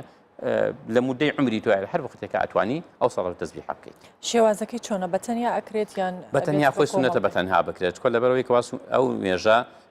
نوێژەکە چکۆ دوور و درێژە لەوانەیە پیری تیابێ نەخۆشی تیابێتەوە نوێژێکدا بەستی تقریبن زیاد لە 3 چارەکە سەعاتت پێ بچێ نزیک سەعاتێکت پێ بچێ لەوانەیە هەندێک کەسێت تەحمولی نەکا تەحمولی ئەمە نەکا بەڵام دەشکرێت ئێستا بۆ نمونە ئێمە 10 کەسین یا 100 کەسین یا 1000 کەسین لە مزگەوتێکە کۆ بینەوە مامۆستا ڕۆ کاتە خەڵقەڵێ مەسەڵات تەزبیحەکەین بە جەماعەت ئایا پێتان خۆشە بکرێ ئەگە پێیان خۆش بوو هەموو ئەو جەماعەتە وتیان بەڵێ با بکەین بە جەماعەت خێرەکەی گەورەتریشە و باشتریشە بەڵام سونەت وایە بە جەماعەت نەکرێت لەبەرەوەی کەوا نوێژەکە دوور و درێژە لەوانی هەموو کەس تەحمولی نەکات. بەڵێ دکتۆر جگە لەو دوعایی کە ئاماژەت بۆ کرد چه دوعایەکی دیکە هەیە کە خەڵک دەتوانێت لەم شەوە بیکات؟ هەر دوعایەکەوە نزیک بوونەوە بێ لە خوای گەورە، داوای لێ خۆشببوون ئەەکەی، داوای ڕزق و ڕۆزی ئەەکەی، داوای تەمەندرێژی ئەەکەی، داوای لەرساغی ئەەکەی، داوای هەرچیەک ئەەکەی لەو شەوەیە سونەتەوە هیچ کێشەی نییە. هەر دوعایەکەوە بەس دوعای شەڕ نەبێت، بەس دوعای شەڕ نەبێت، ینی دوعای شەڕ لە خەڵق بکەی یا لە مناڵ یا لە خێزان یا لە کەسێکەوە خۆشت ناوێت، چونکە ئەو شەو بۆ بەندایەتی و بۆ دڵسافی دروست بۆ دروست نە بەکو ئینسان دوعای شەڕ باشە کەسانێک هەن لەوانەیە کەسێک زوڵمی لێ کردبن، تاوانێکی بەرامبەر کردوون، لەوانەیە کارێکی خراپی لەگەڵ کردبن، ئەو کەسانە چۆن ئەتوانن داوای یارمەتی لە خوا بکەن یان چۆن لەو کەسانە ببورن کە کارەکەی بەرامبەر کردوون؟ ئەوەی کەستەمەکەی کردوە دوعا بکایە ئەوەی کەستەمی لێکراوە کامیستەمی لێکراوە، چونکە لەوانەیە هەموو جار هەر ئەو کەسانن کە دوعای خراپ لە کەسێکی دیکە بکەیان دەسەڵاتیان نەبێ. نەخێر ئەوەی شەر جائیز نییە، دوعای لە ستەمکاری لەو کەسێکەوە ستەمیشی لێ کردووی بەتەنها و تەنها دوعا ئەوەیەکەوە ئینسان داوای دوعای ئیسلاح بکات، دوعای چاکبوونی ئەو کەسە بکەکەوە بۆ نمونەستەمی کردەوە بڵێ خوایە داواتی یەکەم کەوا فڵانە کەس هیدایەت بدەی زیاتر زوڵم نەکات، نەک دوعای شەڕی لێ بکات. جائیز نییە دوعاکردنی لە ئینسانی ستەمکاریش. ئەی ئەگەر دوعای شەڕی کرد ئەو کاتە چۆن باسی ئەو کەسانە ئەکرێت لە ئاینی ئیسلام؟ دوعای شەڕ جائیز نییە، پێغەمبەری خوا صلی الله علیه وسلم نەهی کردووە لێکەوە ئێمە دوعای شەڕ لە خۆمان لە مناڵمان لە کەس و کارمان لە هەر کەسێکەوە تا ئەفەرمی خۆتان مەشغوڵ مەکەن تا بۆ کەسانی کە واستەمیشتان لێکن بڕێ خۆتان مەشغوڵ مەکەن بە دوعاکردن لەوانی شەو. ئەو کەسێک کە نوێژەکە و پاش نوێژەکەی و جۆرە دوعایە ناکات. بەڵێ وەڵاهی من لێرۆ پێی ئەڵێم ئەنی خۆی بگرێت لەوە شتێکی باش نییە، جائیز نییە و بە خێریش بۆی نانووسێ، ئەگەر ئەزانێ بە خێر بۆی ئەنووسێ خێر نییە، شتێکی باش نییە. بینە سەر جگە لە عیبادەت کەسێک ئەتوانێت ئەگەر دەرفەتی نەبوو یان نەیتوانی یان عیبادەتی نەکرد ئەم شەوە ئەتوانێت ئەم عیبادەتە بە کاری چاکە پڕ بکاتەوە؟ بە هەر چاکەیەک مهم نییە بە ڕاگررتنی شەوەکە بێت لە مزگەوتا بێت لە غێری مزگەوتا بێت، بە هەر چاکەیە کە مادام چاکە بێت وەکو باسم تەنها شتێک نەبێتەوە دوورخستنەوەی خەڵق بێت لە ڕەحمی خوای گەورە، بە هەر نوعێ چاکە ئەکا جائیز و ئەتوانێت بیکات. ئێستا لە کۆمەڵگەی ئێمە ئەوەی کە گرنگ بێت بۆ مسلمانان و لەم چەند ڕۆژەی ڕەمەزان کە ماوە پێویستە چی بکرێت؟ چەند گرنگە کە کاری چاکە یان زیاترین کاری چاکە کە لەگەڵ دەوروبەری خۆت بیکەیت چییە؟ خەڵک چۆن هاوکاری یەکتر بکە؟ بەڵێ وەڵاهی لە شوێنێک بۆ شوێنێکە فەرقەکات، بڵێن لەوانێت لە گەڕێکێک بۆ گەڕێکی تر فەرق بکە، لەوانێت لە گەڕێکێکان نەخۆشێکە بێ پێویستی بە کۆمەکی و یارمەتی هەبێ مسلمانانی ئەو منتیقە هەموو بەیەکەوە کۆ بنەوە دوعای خێری بۆکەن خوا شفای بدا. ئەوە یەک. دوو، ئەگەر پێویستی بە کۆمەکی مادی یارمەتی هەوو یارمەتی بدەن. هەژار و لە گەڕەکەەکە ئەزانن ئەنجومەنێک دروست بکەن کێ لەو گەڕەکە کەم دەستە و یا توانای نییە، ئەوە ژێشێکە لە هاوکاریەکان. یەکێکە لە هاوکاریەکانی تر ئەوەیەکەوە ئینسان دەتوانێت بەتایبەتی لە مانگە پیرۆزە ئەو کەسانێکەوە خاوەن ماڵن، ماڵێکی زۆریان هەیە داوێنە بکرێ، با لەم مانگایە جزئیەتێک لە ئەوەکەی خۆیان بکەنە هەدیەی ڕەمەزان بۆ ئەو کەسانێکەوە کرێچین. ئەمە ژێشێکە لە کۆمیشەکان. یاریێکی لەو مادانی کە لە بندەستایەتی یا هەرچێک بێ شەر نییە پارە بێ، کۆمەکی کۆمەڵە کەسانێکی تر بکات لە ئەو محەلەی کە ئەو تیای ئەژیە، یارمەتیدان یەکەم ئینسان بۆ خۆی، دووەم بۆ خێزانی، سێهەم بۆ مناڵەکانی، چوارەم بۆ دایکی، ئەنجا بۆ باوکی، ئەنجا بۆ دەوروبەرەکەی. یعنی ئینسان یەکەم کەسێکە حەقی هەبێ لەسەرت ئەوەیەکەوە نەفسی خۆتە، دوایەوە خێزان و ماڵ و مناڵەکەی خۆتە. خۆ سەدەقە هەر ئەوە نییە کەەوە ئینسان بڕاتەنها سەدەقە بکات لە کۆڵانی فەقیرە ببینێ ماڵی کێژار ببینێ یارمەتی بدا، هەدیەک بۆ مناڵێکی خۆ دەکڕی، کۆمەکی خێزانی خۆ دەکەی، پێویستی بە احتیاجی بە شتێکەیە زۆر باشتێکە لەوەی کابیری بە هەژارێک. بۆچی کەسانەکەن پێیان خۆشە زیاتر هاوکاری خەڵکی دەرەوە بن وەک لە ماڵی خۆیان وەک لە کەسی خۆیان؟ ئەوەش بڵین زیاتر تێنەگەیشتنە لە ئەسلی دین، چکە پێغەمبەری خوا صلی الله علیه وسلم تحدیدی کردووە کەوا ئینسان چاکە لەگەڵ کێیا بکە. یەکێکە لەوانەیە کە ئینسان چاکەی لەگەڵا بکە دایک و باوک بە تایبەتی، ماڵ و خێزانی خۆ، هەتا لە دوعاکردنە بۆ نەفسی خۆت. خوای گەورە ئەفەرمێ ربنا اغفر لي فێرمانەکە ربنا اغفر لي ولوالدي وللمؤمنين يوم يقوم الحساب. خوای لە خۆم خۆش بە، ئەنجا لە دایک و باوکم، ئەنجا لە مسلمانان. یعنی یەکەم کەسێک کە تۆ حەقی هەبێ لەسەر نەفسی خۆتە، ئەنجا دایک و باوکتە، ئەنجا مسلمانانە. نەکتەنها تۆ ماڵ و مناڵی خۆت ئیهمال بکەیت و دایک و باوکت ئیهمال بکەیت و براو کەس و کاری خۆت ئیهمال بکەیت و بە ناوی ئەوەی کەوا چی لە شوێنی ترا بڵێ سەدەقە و چاک و پیاوەتیەک. باشە. پرسیارم ئەبێت هەر لەسەر ئەوە چونکە کەسانێک هەیە ئەڵێ دایک و باوکم بۆ من باش نەبوون تا من هاوکاری بکەم یان خێزانەکەی خۆم وەکو خەڵک لەگەڵم باش نییە لەبەرەوە ئەویش چاوی لەوەی هاوکاری خەڵکی دەرەوە بکە بەڵام بەر لەوەی وەڵامم بیتەوە چینە کەرکووک پامنێرمان سۆران کامەران ڕاستەوخۆ لەوێوە لەگەڵمانە باس لە کارکردنەکەین لە شەواندا کە خەڵکێک هەیە تا درنگانێکی شەو دەمێنێتەوە بە تایبەت ئێستا کە ئامادەکاری بۆ جەژنەکرێ لەوانەیە خەڵکانێک هەبێ ئیتر بیانەوە هەموو پێداویستەکانیان لەم چەند شەو ڕۆژە دابین بکەن. سۆرانم کاتت باش و زانیاری زیاترمان بیت. ئەم کاتێوەش باش دیارە ینی هەرچەندە لەم کاتەدا ئێستا خەڵک بەشێکی مسلمانان شەوانی قەدر زیندووەکەنەوە لە مزگەوتەکانن خەریکی زیکرن خەریکی نوێژن خەریکی تاعاتن بەڵام دیارە لەگەڵەوانشدا خەڵکانێک بەهۆی سەرقاڵیان بەکارەکەن و ناتوان بچنە مزگەوت دیارە ئەمانەیش وەک مامۆستا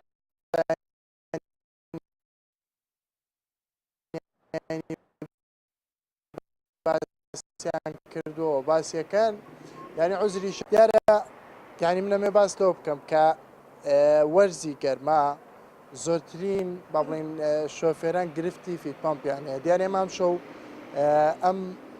دوکانەمان هەڵبژاردووە لێرە دوکانێکی بەناوبانگە تاوان لە کەرکوو کە فیت پامپ دەفرۆشێت و فیت پامپە ینی لێرە باسیەوەکەین کە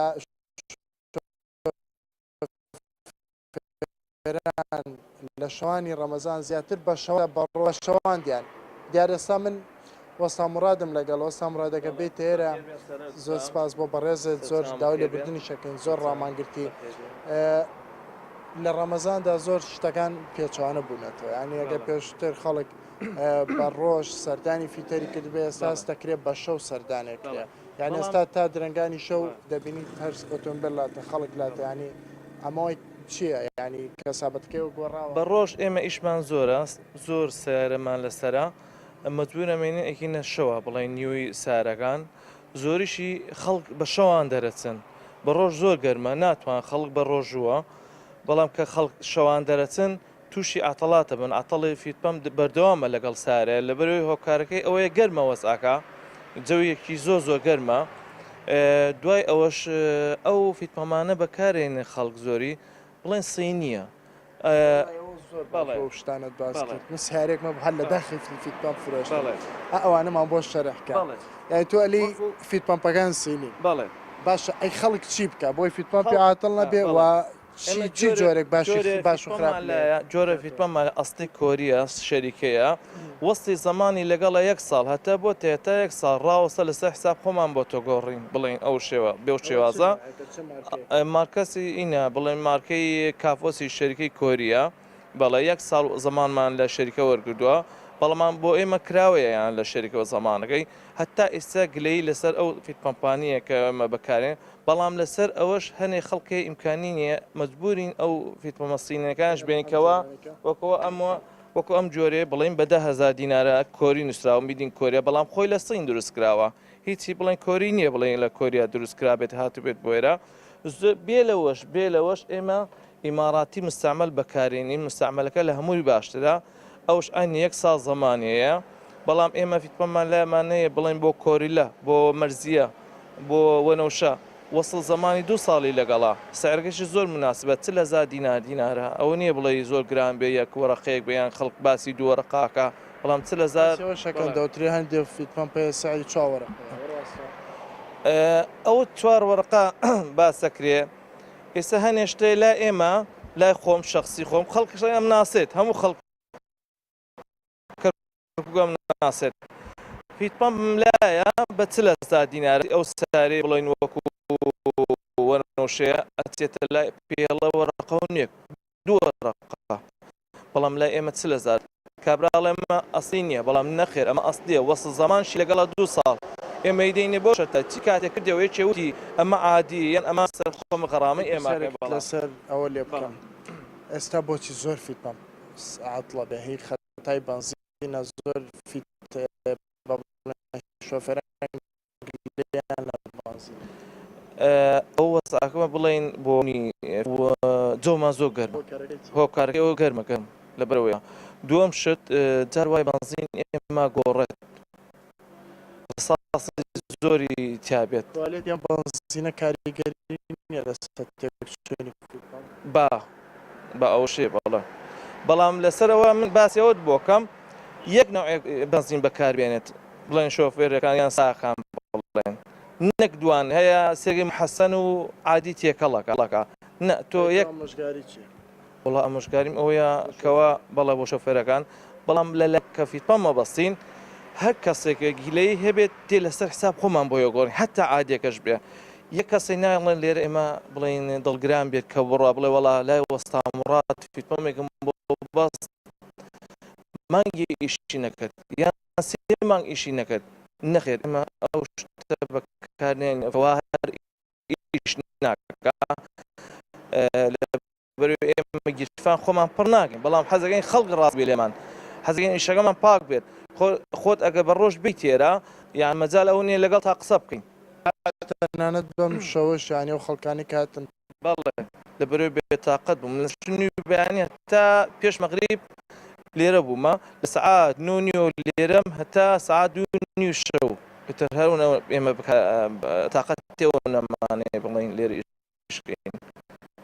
بەڵێ ڕامانگرتی ماندووی کارەکەی خۆت دوکانەکەت دابخەبورە کە بینیتان ئەمە یەکێکە لە وەستانەکانی کەرکووک کە قسەی بۆ کردین لەسەر هۆکارەکانی تێکچوونی فیتپان پەروەها باسیەوەیشی بۆ کردین کە لە شەوانی ڕەمەزاندا خەڵکە خەڵک زیاتر سەردانی فیتەرەکەن واتە ئێستا جۆرێک لە جۆرەکان تەوقیتی خەڵک گۆڕاوە کە پێشتر یعنی خەڵک بەڕۆژ سەردانی فیتەری کردبێەوە ئێستا بە شەو سەردان فیتەر دەکەن بە دیارە کارەکانی تێکچوونی فیتدا ئامۆژگارێکی گرنگی ئاراستەی بەڵێن چەند ئامۆژگارێکی گرنگیدا بە شۆفێران سۆران کامەران لە کەرکووکەوە لەگەڵمان بووی سپاس. بارەزان جارێکی ترە گەڕینەوە لای دکتۆر قاسم سیوەیلی. دکتۆر پرسیاری ئەوە بکەم بە لەو بابەتێکی ئێستا بینیمان کە خەڵکێک هەن تا شەوانێکی درەنگ کارەکەن لەوانێت تا بەرەبەیان کاری خۆیان بکەن. ئەگەر دەرفەتیان نەبوو لەم شەوانە دانیشن و عیبادەت بکەن ئەو کارە لە کاتێکدا کە بۆ بژێوی خۆیانە بڵین ئەبێتە عزرێک بۆ ئەوەی کە ئەو کەسە لەو شەوەدا پەرستن نەکاتیان دانەنیشێ. بەڵێ دوو حاڵەتی هەیە ئەگەر بێت و مەبەستەکە تەنها ئەوەیە کە ئەو کەسە بژێوەکەی تەنها لەسەر ئەوەی ئەگەر بەو شەوایە لەو شەوانە ئەگەر ئیش نەکە هیچ ئیمکانێتێکی تری نیە یا ماڵ و مناڵەکەی احتیاجە بێ ئەو ئیشەی کە ئەیکا ئەوش بە بەنداتی بۆی هەشمارەکرێت هیچ کێشەی نییە. بەڵام کەسێک ئەگەر ئیمکانێتی هەیە توانای هەبێ زەرەر لە بژێوی خۆی و ماڵ و مناڵی نەدا زۆر تەبیعیە ئیشەکەی ڕابگرێ با بەندایەتێکە بکە باشتێکە. بەڵام ئەگەر بێت و بە عەکسەوە بێ ئەگەر ئیشەکەی نەکات بگورە ئەگەر ئیشەکەی نەکات وەزعەکەی تێک ئەچێ یا بژێوی ماڵ و مناڵی بۆ دەرنایە با بچێ ئیشەکەی خۆی بکە ئەو شەر بە بەندایەتی چونکە دابینکردنی بژێوی و ماڵ و مناڵیش ئەو نوعێکە لە بەندایەتی بۆ خۆی گەورە. باشە بینە سەر ئەو کەسانەی کە دائنیشتیان لە شەوانی قەدردا ئەمێنەوە عیبادەتەکەن پادەشتی ئەو کەسانە چییە؟ پاداشتی ئەو کەسانە لێخۆشبوونە لای خۆی گەورە. لێخۆشبوون لە چی؟ لە هەرچی کە کردوێتی لە گوناه هەیە بەڵام بە مەرجێک ئەو کەسی کەوا دانیشێ بەسەکەی تەنها لیلا بێ بۆ خوا بێ بەبەستم هیچ بەسێکم نییە خەڵک ببینێ کە لە مزگەوتا دانیشتم یا خەڵک ببینێکەوە لە مزگەوتا وەعزێکەکەم ئامۆژگارێکەکەم بۆ ئێستا هاتنی من بۆ ئێرە ئەگەر مەبەستەکەم ئەوە بێکەوە مسلمانێک ئیسفادە لە من بکە مەبەستەکەم ئەمە بێت ئەمە خوای گەورە بە زیندووکردنەوەی شەوەکە بۆ منی هەژمارەکە ئەگەر مەبەستەکەم ئەوە بێکەوە خەڵق ببینێت خێرم بۆ نانووسێت چکە نیەتەکەش دەچێت تۆ ئیشێکەکەی بۆ خوایکەی ئەو کەسیشکەوە ئەچی بەندایەتی بۆ خوای گەورەکە ئەگەر مەبەستەکەی پێ بەرزاگرتنی شەوەکە بێکەوە شەوێکی پیرۆزە لە ئیسلامە و هەروەها ئیمانیشی بەوە هەبێت کە خوای پێغەمبەر ئەفەرمێ من قام ليلة القدر إيمانا واحتسابا إيماني بوه بكوا ما شويكي بيروز وجوريا إيماني بوش هبكوا پاداشتكي هي لا إخوائي جورا خو أفرم پیغمبر أفرمي غفر له ما تقدم من ذنبه هل قناه تاواني كوالو بيشكر دبيتي باشا لا سرتايم برنامجوا ك لكوي أو شوانا هەموو شێوێک بابەتی ئاینی باس کراوە هەموو مامۆستا بەڕێزەکانی کە لێرە ئامادە بوون ئاماژەیان بۆ کرۆ کە دوو جۆرە تاوان و گوناه هەیە یەکێکیان بەرامبەر خوای گەورە یەکێک بەرامبەر خەڵک. بەڵێ ئەوەی کە باست کرد هەموو تاوانێک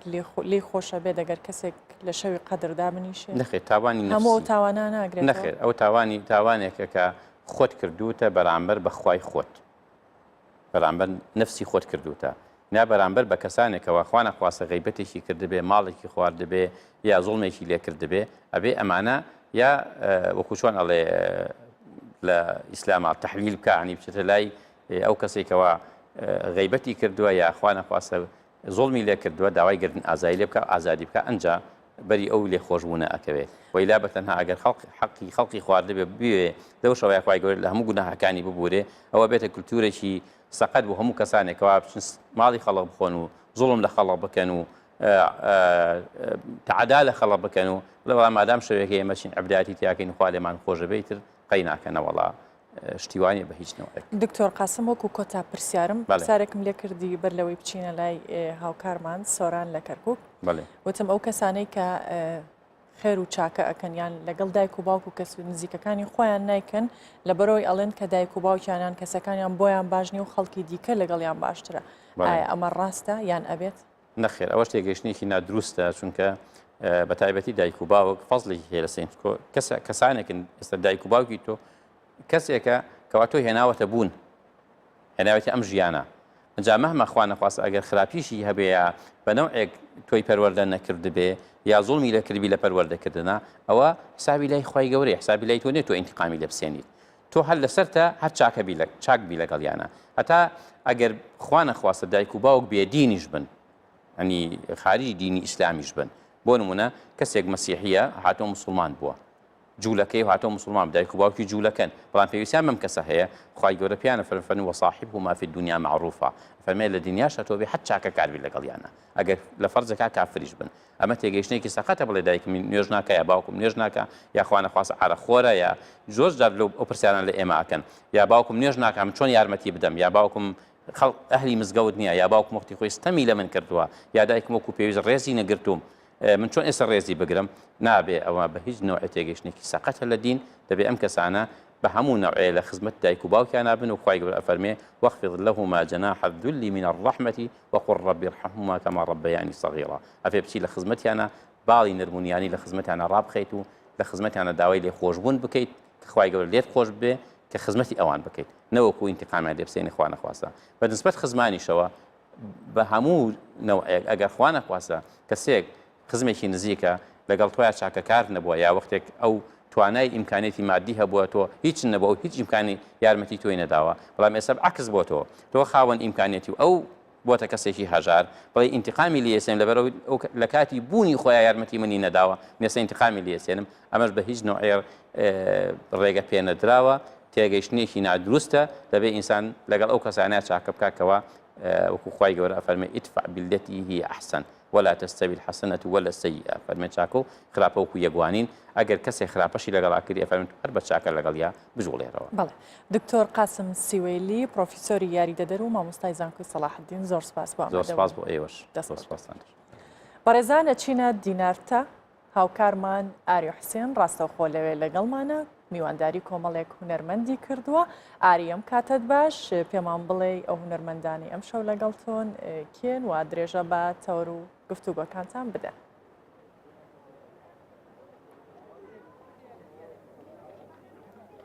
بله سارا افدمیت و تماشاوانان جیباش بیتن و کیتا ماجا پیداینها اصل ناحیه دینار تسر به قضا آکر دیگلام ایشف مسردانا و ناحیه کریش بویه که کام بزنین هم عالیه که دا گنج جلاوین و ناحیه چوا شوین خود رمضان دا درباز کند عالیه که دیج دا ممیوان داری هنرمند که گنج دنگ خوش و دبری کریا که هنرمند بهمن سفری نقبیه که من جوان دیگل باوی جاب راستی که سفری نقبی هنرمند که فلکلور دنگ خوش و دبری لیدیاره بوی شوله که تایبت کار که تایبت چه بو ما ایشف میوانداریا کوروی بهمن سفری نقب کریا که هنرمند که گله که دنگ خوش تایبت جد فلکلور ستران فلکلوری لسر وی که زیاتر است خواستن گل میوانن خواب اون که زیاتر در فتیب دموانا است خواستن برفانا و بچم از دسپی که بهمن از دل دسپیکم از خیرات نتات کم پلاسی سپاس که توی شف برنامه دو بجدار بوی مجوان گل باب تجربه دیاره که کار که تایبت بوی چه بلر جوابید ام خواستن که این شف تو دیوانه ما خوش بگیب ستران باب خواب یت خوشی تو بخیراتی خیراندار بینجی بخیراتن سرچوا بود دورا دینار تیم بخیراتن سرسریم سرچوا گلک سپاس بوه مجی پی خوش بو بابم آماده بی بس لیبورین و لیبورین الواول همی حوالت کم اگر افشه و آماده نبود کاری که گرین که بو بگورن. بله گلک سپاس دکا که بهمن که حوال از آلیتش دستون که ما گوتیم دی گل گنجولاین و دبر جاغوین که حوال برای هم کم دست به ویدی دارا خواب کین اف گنجولاین ویره بون همون دو گوت حوال دید منخ نزانی حوال کی بو لی حوال گشت راستیش تو کسی که جامری هین از قازم و پرسیل تب کم شوین خواین چا در باسکن لدینارتی پیشکی خیرات نکنالی کردستان 24 هم کل دینارتی آماده بی خیر به سرچوا والله همیشه وکی همه عرضه وکی همه ناحیه و قضایت منطقه کردستان عام چای خانه نه شف بری میت های مثلا خول میت های اغلبیت توپانی میت های معطونه که شب نکل خولا توپانی تینه و همزین هگشی نیره و شبید گشت مت پیش برکه کوزانستی هبی هم شبید خو اغلب بشتید بونین آن چای خانه الگازینیال دینارته انت خواستن جه گهداری استرانا جب کن ایشف آره والله مزور پی خوشه گلک سپاس حوال که بهمن از بیم جمته است خازم لدسپی که یعنی وی پرسیل تب کم ویژن کوتا دویتن سر باز باب خو هر زنت استرانین دیجن نو جهنه لزیاتر تخازی کو استرانین فلکلور بیجی تا چما خواستو سر فلکلوری بچی استرانا فلکلوری خودی براستی من چونکو لازم از خلکی کردم از ملتی که ما ام کردین لازم ام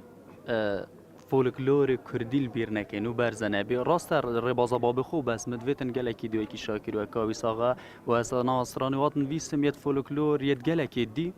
از نویسم ملبره بشوازه که مدرن هشتا و باشتر ساق و کمونی کمه و بیجمه و انشالله مدوی از خدمت تا فولکلوری کردی بکم و هم استرانانی خوازیش ما هم وجید بیجینو هم برنامه هر دو که به من استرانا کته گلک خوشه کوان حوالانجی بحث کری استرانا بیریوانه موالک گلک خوشم تخازین ایشفت بو ما و تماشاوانم که دیاری و ویدیونا ما خوشتر لبکی بله استرانا بیریوانه با کم دیاری و استرانا بیریوانه فولکلوری دورامه یا هنرمند نمر نافخوش نقابیه اتكافن ضغط يا جوتن قالك كوبيجن شو ضغط يا جوتن بس أبغى دفرهم يعني.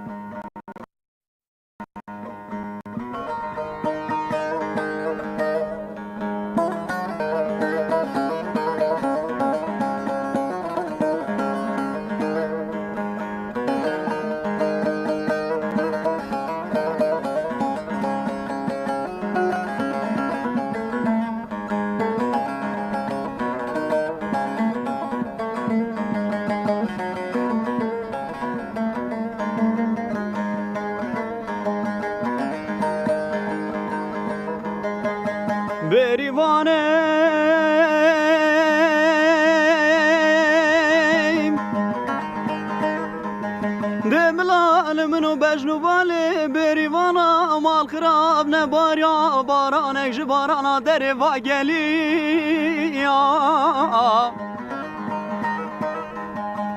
دبلا و بارانی در نکرانه که بنو سرگلاو شوانا زده بسکو پاشد و بری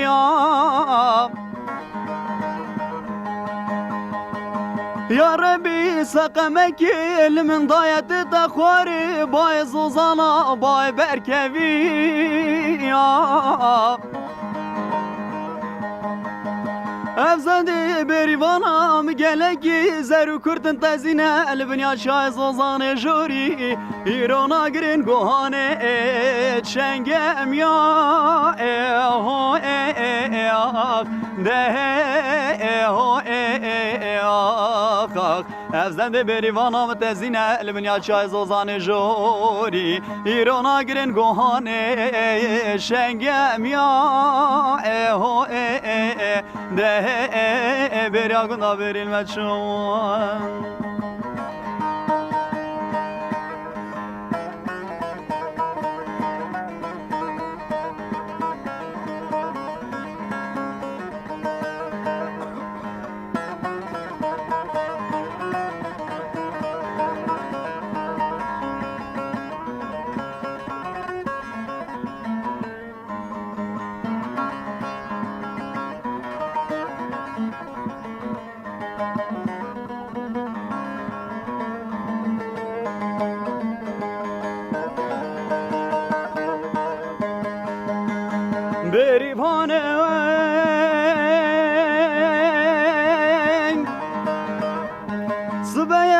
مجنو بالي بريوانا مال خراب من دي تبول برتفلي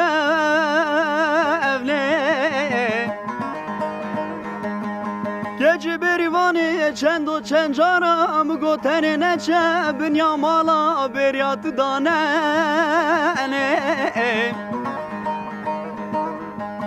افسینگو بر بدنی بریوانا مال خراب نبونه شمامو گید ناوا وردا خالد که ابنه ولی ای بروجو دگی راموسانا بستینه لسینگو بر بدن بریوانه شوه چار بارانی با شوه سینگ بریوانا مال خراب ده دف خونه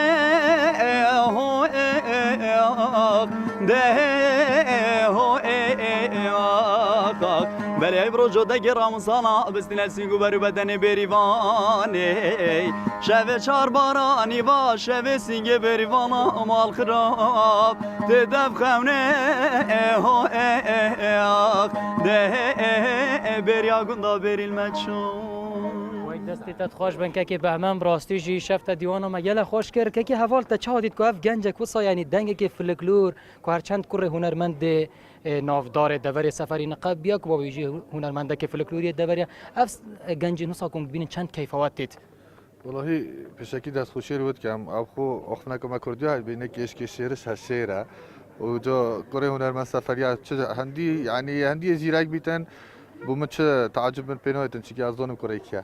و دست دوت خوش بله که حوال ام بیشین کتجی لاوکی یعنی بریا چند سالان رمضان دمها ام بیشین دورز زبستان دو بنها ده ورز هاوین دا چه جداهی یک دنوا شوین رمضان دا چه باج بوا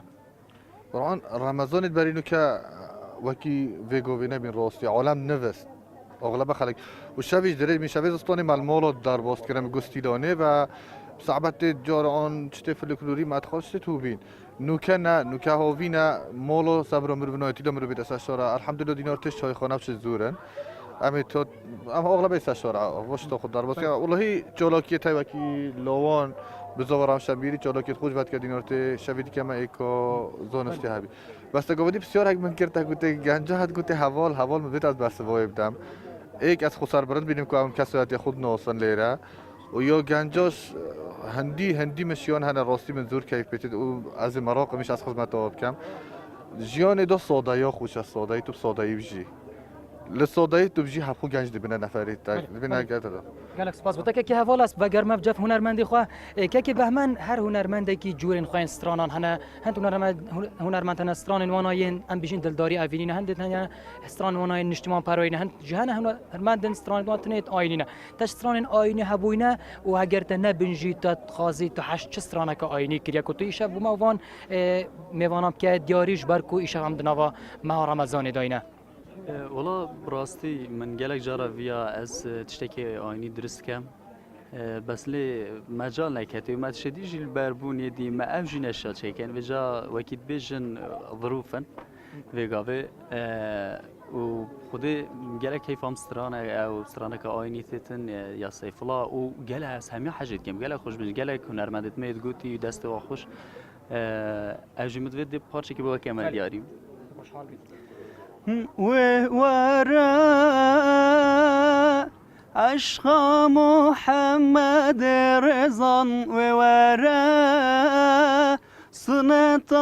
أحمد رضا ورا صبا آخر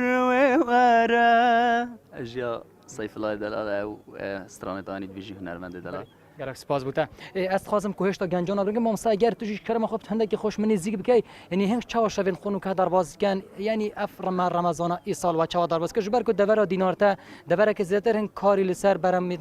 سروشید کن کم کن هرسان خودان مرو مالاتن چاو درواز کن روشت خوش شوید خود چاو درواز کن بله راستی شبیری دینارته حقیقت بجن تامکا جیاواز یا هیدگل شوین دیگه دیبینی گنجید ما شوید رمضان دا خسته باجید کن حقیقت بجن جیاوازت که شویدی حتی ساعت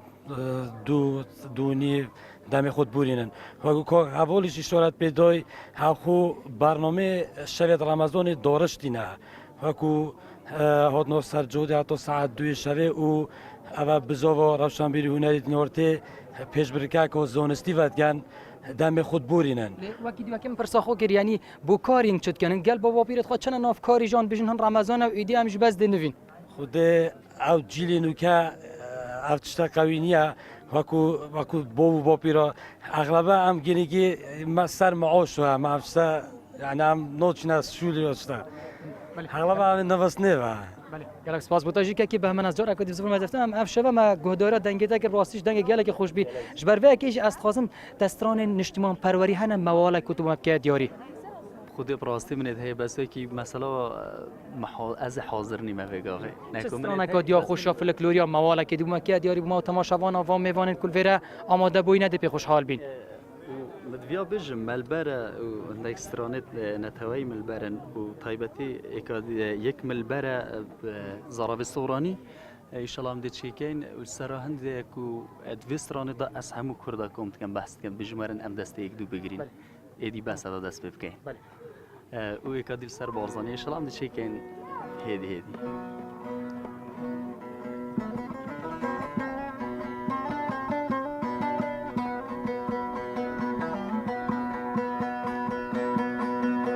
غزال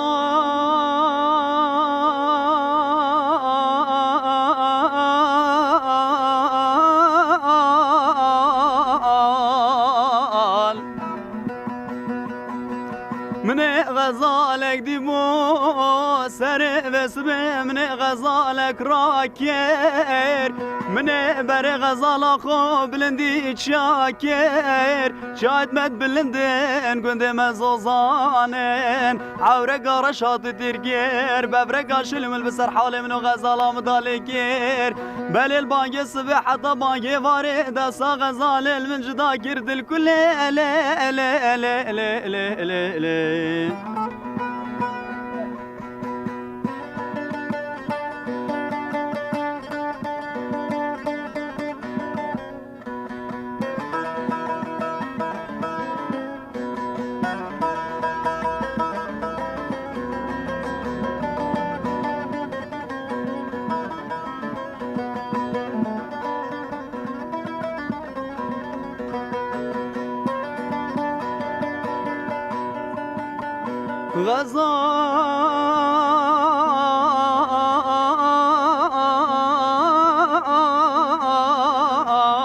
غزال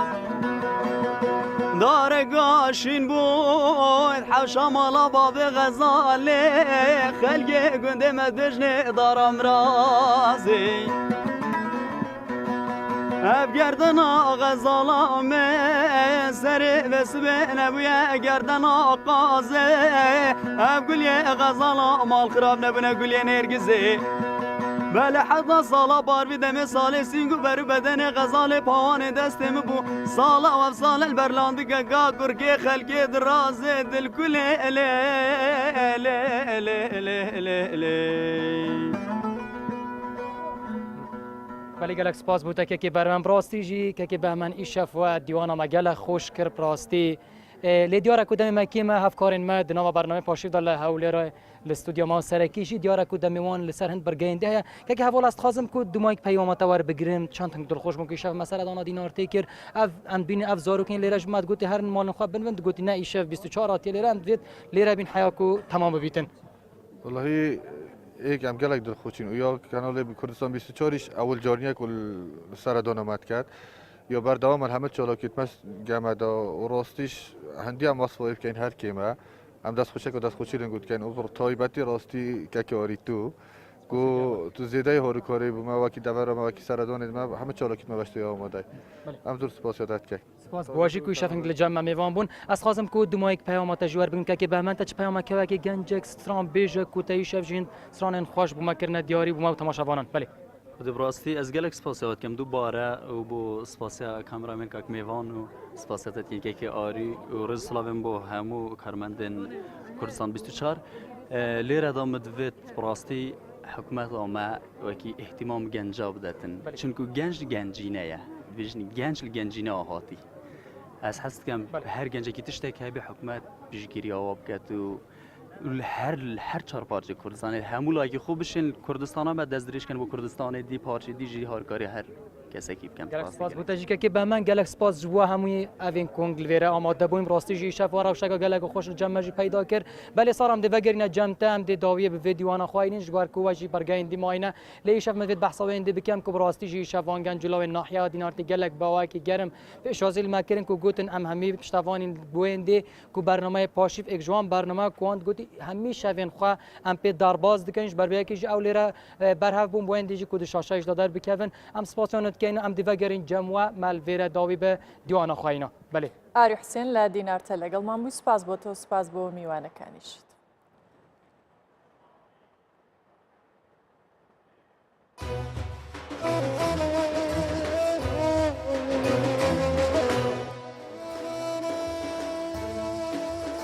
لەگەڵتان بەرداوامین بە ڕێزان و چینە تەوەریکی دیکە ئەویش باسکردنە لە هاوکاریەکان لە مانگی ڕەمەزاندا بە تایبەت کار و چالاکیەکانی دەستگای خێرخوازی بارزانی کە لە ماوەی چەند ساڵی ڕابردوو بە درێژایی ئەو کارانی کە کردوێتی توانیوێتی لە زۆربەی بۆنەکان و کاتە پێویستەکان هاوکاری خەڵکانێک بکات کە نەدار و هەژارن و پێویستیان بە یارمەتیە لە مانگی ڕەمەزاندا کۆی ئەو چالاکیانی ئەنجامیان داوە چییە چەند دەتوانیویانە هاوکاری کەسانی نەدار و هەژار بکەن یان ئەو لایەنانەی کە پێویستیان بە هاوکاری هەبووە بۆ قسەکردن لەسەر ئەم بابەتە لە ستۆدیۆ لەگەڵ ئێمە موسا ئەحمەد سەرۆکی دەستگای خێرخوازی بارزانی ئامادەیە کاک موسا زۆر بەخێربێ باس لە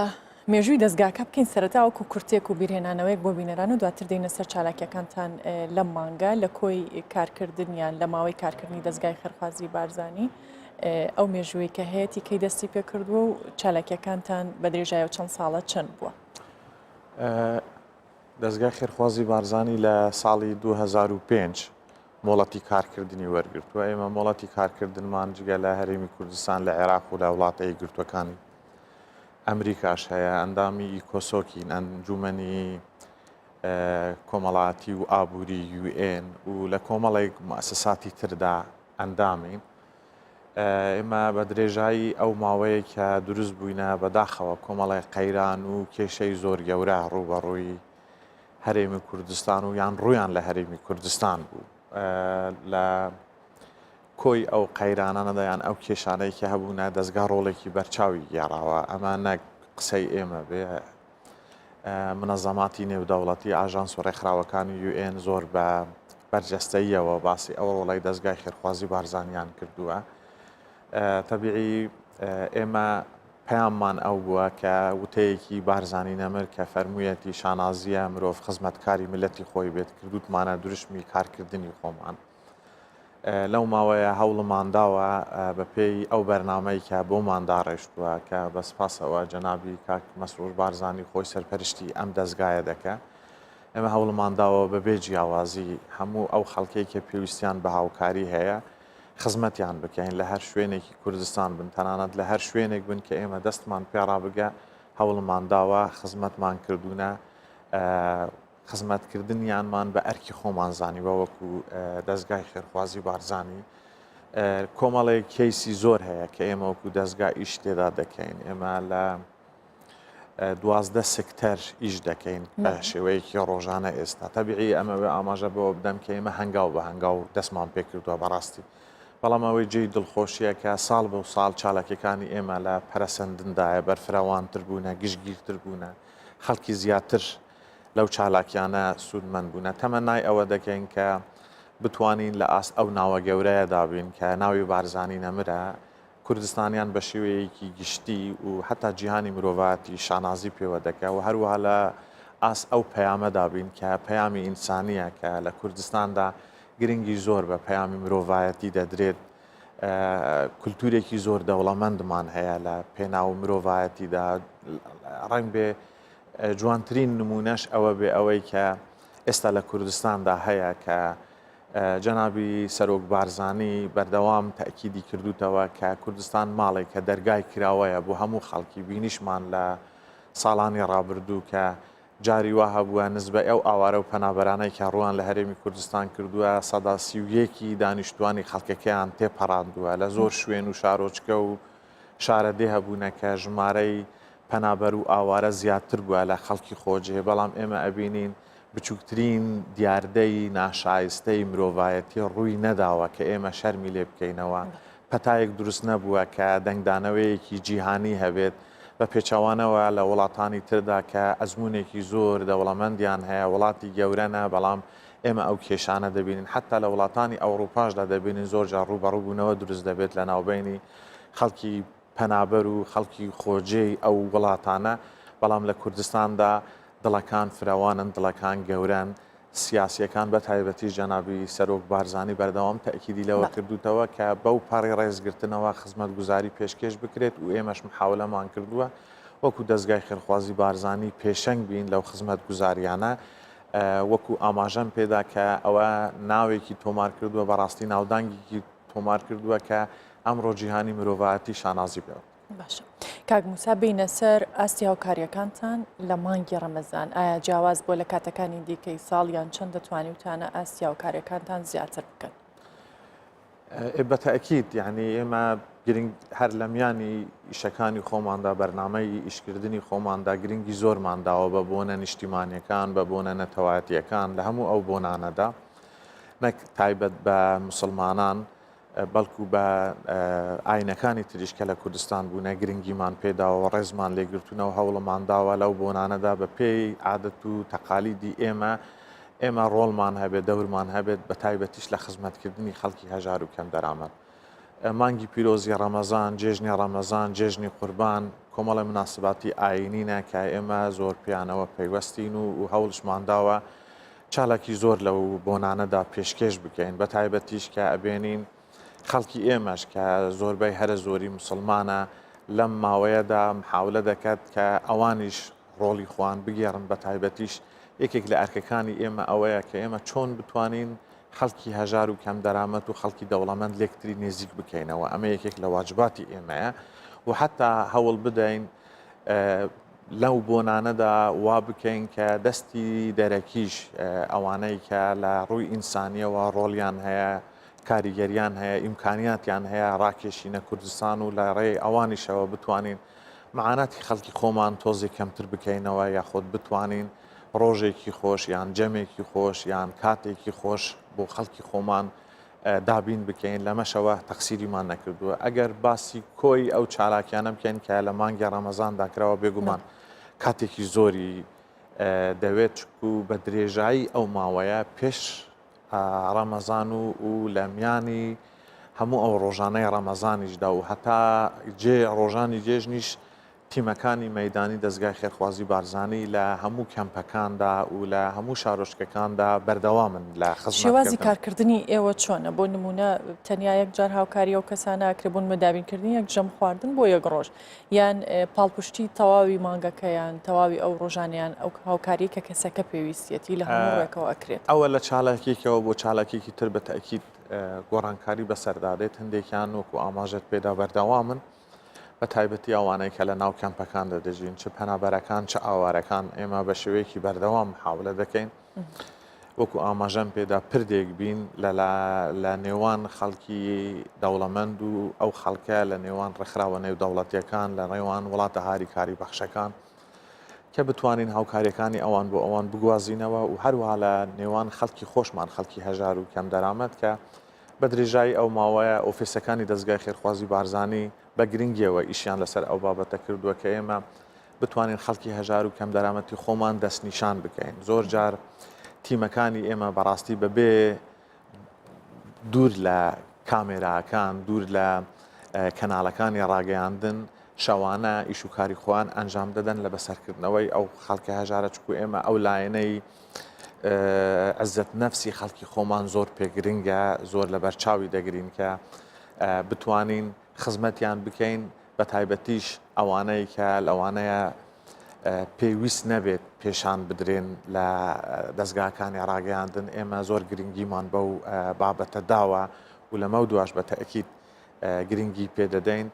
پامی ئێمە ئەوەیە کە بتوانین خزمەت پێشکەش بکەین ینی قەت لامان مەرج نەبووە کە ئیلا ئەبێ ئەو هاوکاریانە یان ئەو چالاکیان وا تاتوانین بڵێن ڕۆڵتان هەبووە لە ڕێکخستنی شێوازی بەخشی بەو شێوازی کۆن کە هەبوویان کە ئێستاش لە هەندێک ڕێکخرا و شوێن بەردەوامە کە بۆ چاوی خەڵک و کامێرایە بەتابەت دەگەر باس لەوەش بکە ئێستا سوۆشیال میدیا دەورێکی گەورەی بینیوە لەوە کە کەسێک ئەگەر خێرێکی کەمیش بێ هاوکاریەکی بچووکیش بێت ئەبێت هەموو دنیا ببینێ. بەتەکیت یعنی ئێمە کولتورێکی زۆر دەوڵەمەندمان هەیە ینی خەڵکی کوردستان بە شێوەیەکی گشتی کولتورێکی زۆر دەوڵەمەندی هەیە لە بەخشیندا ینی وەکو ئاماژەم پێدا لە پرسیارەکانی ڕابردووشدا کە جیهانی مرۆڤاتی شانازی پێوە دەکات ئەمەش بەشێکی زۆری بۆ ئەو تێگەیشتنەی خەڵکی ئێمە دەگەڕێتەوە بەشێکشی بۆ ئەوە دەگەڕێتەوە کە بەڕاستی زۆربەی زۆری خەڵکی کوردستان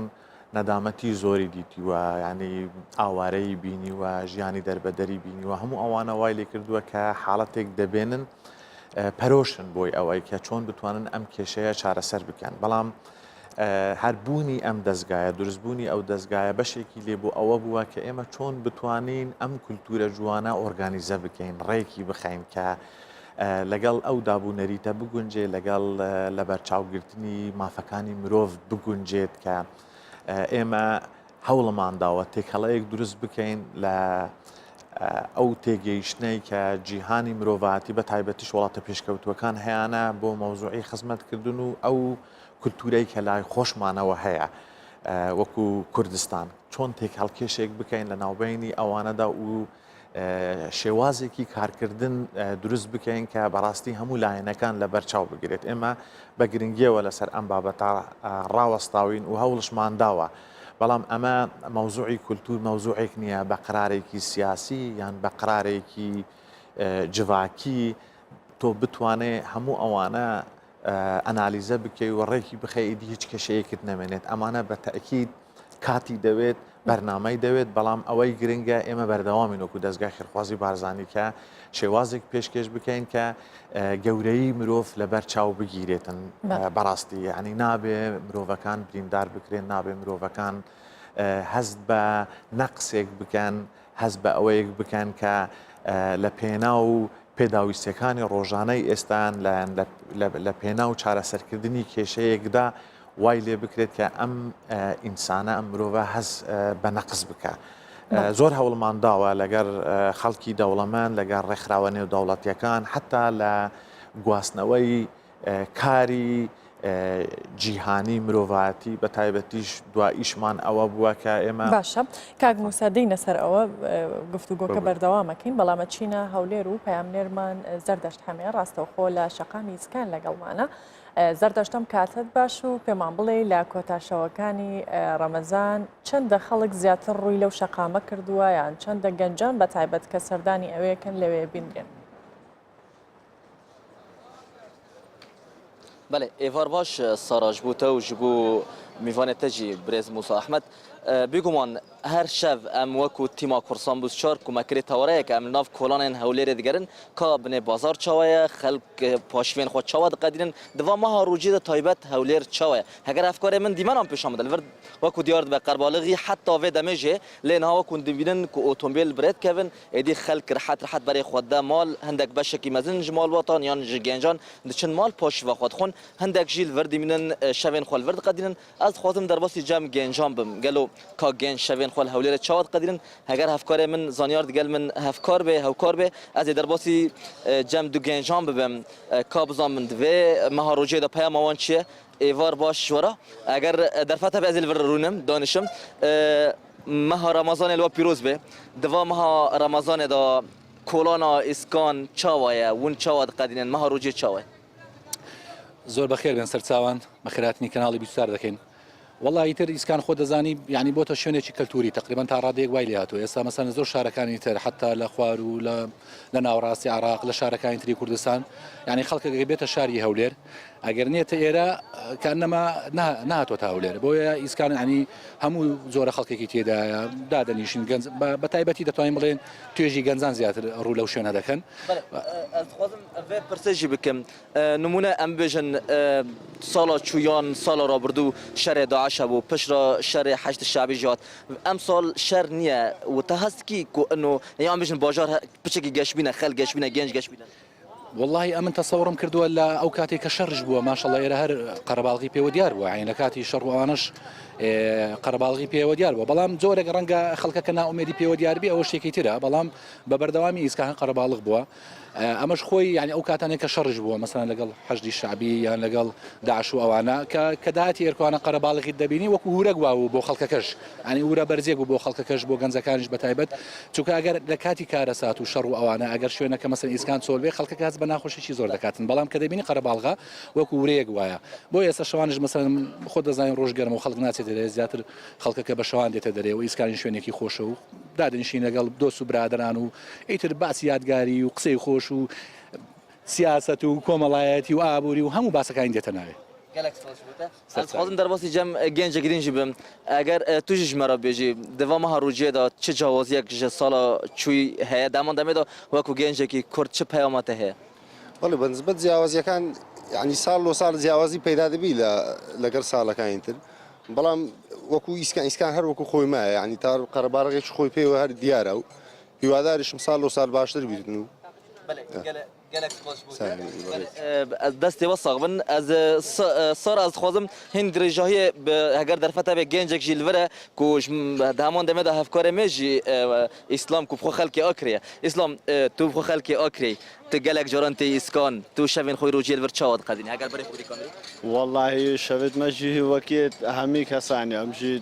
şevê xwe vêret borînên gelek xweş e emniyet yani emniyet her tişte yani emniyet te hewlêre bi rastî berawir gel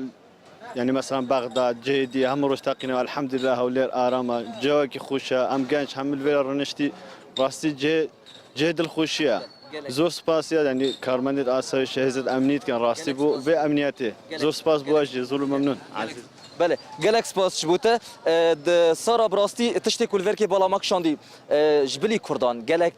em bêjin pêkatên din jiyane li verkê kesên Ereb gelekin gencên Ereb malbatên Rojavayê Kurdistanê gelek li verkene gencên Rojava di heman demê de wekû peyamnêrê Kurdistan 24 ku ez gelek car nav kampan jî digerim bi rastî xelkên penaber yan em bêjin penaberên nav kampa dibînin taybet di vama rojê de gelek spasiya dezgeha xêrxwaziya Barzanî kirin ez xwazim vê yekê jî bigînim میوان تا برز موسی احمد سروک دستگاه خیرخوازی بارزانی بله سار از ودگرم جمته زەردەشت حەمێ لە هەولێر لەگەڵمان بووی سپاس جارێکی ترە گەڕینەوە لای تەوەرەکەمان لەگەڵ کاک موسا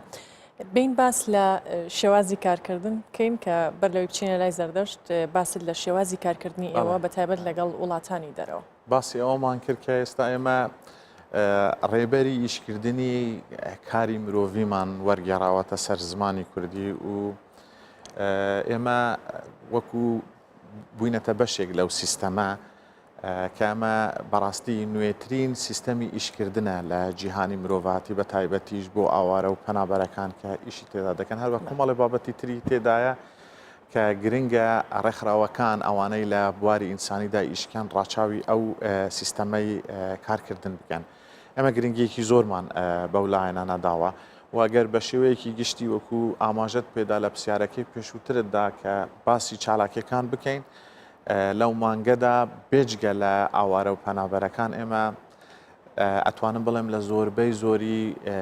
شار و شارۆشکەکان لە هەموو پارێزگاکانی هەرێمی کوردستان و لە هەموو بابەتەکان بابەتی ئازیزان کە بێجگە لە مناڵانی بێداک و باب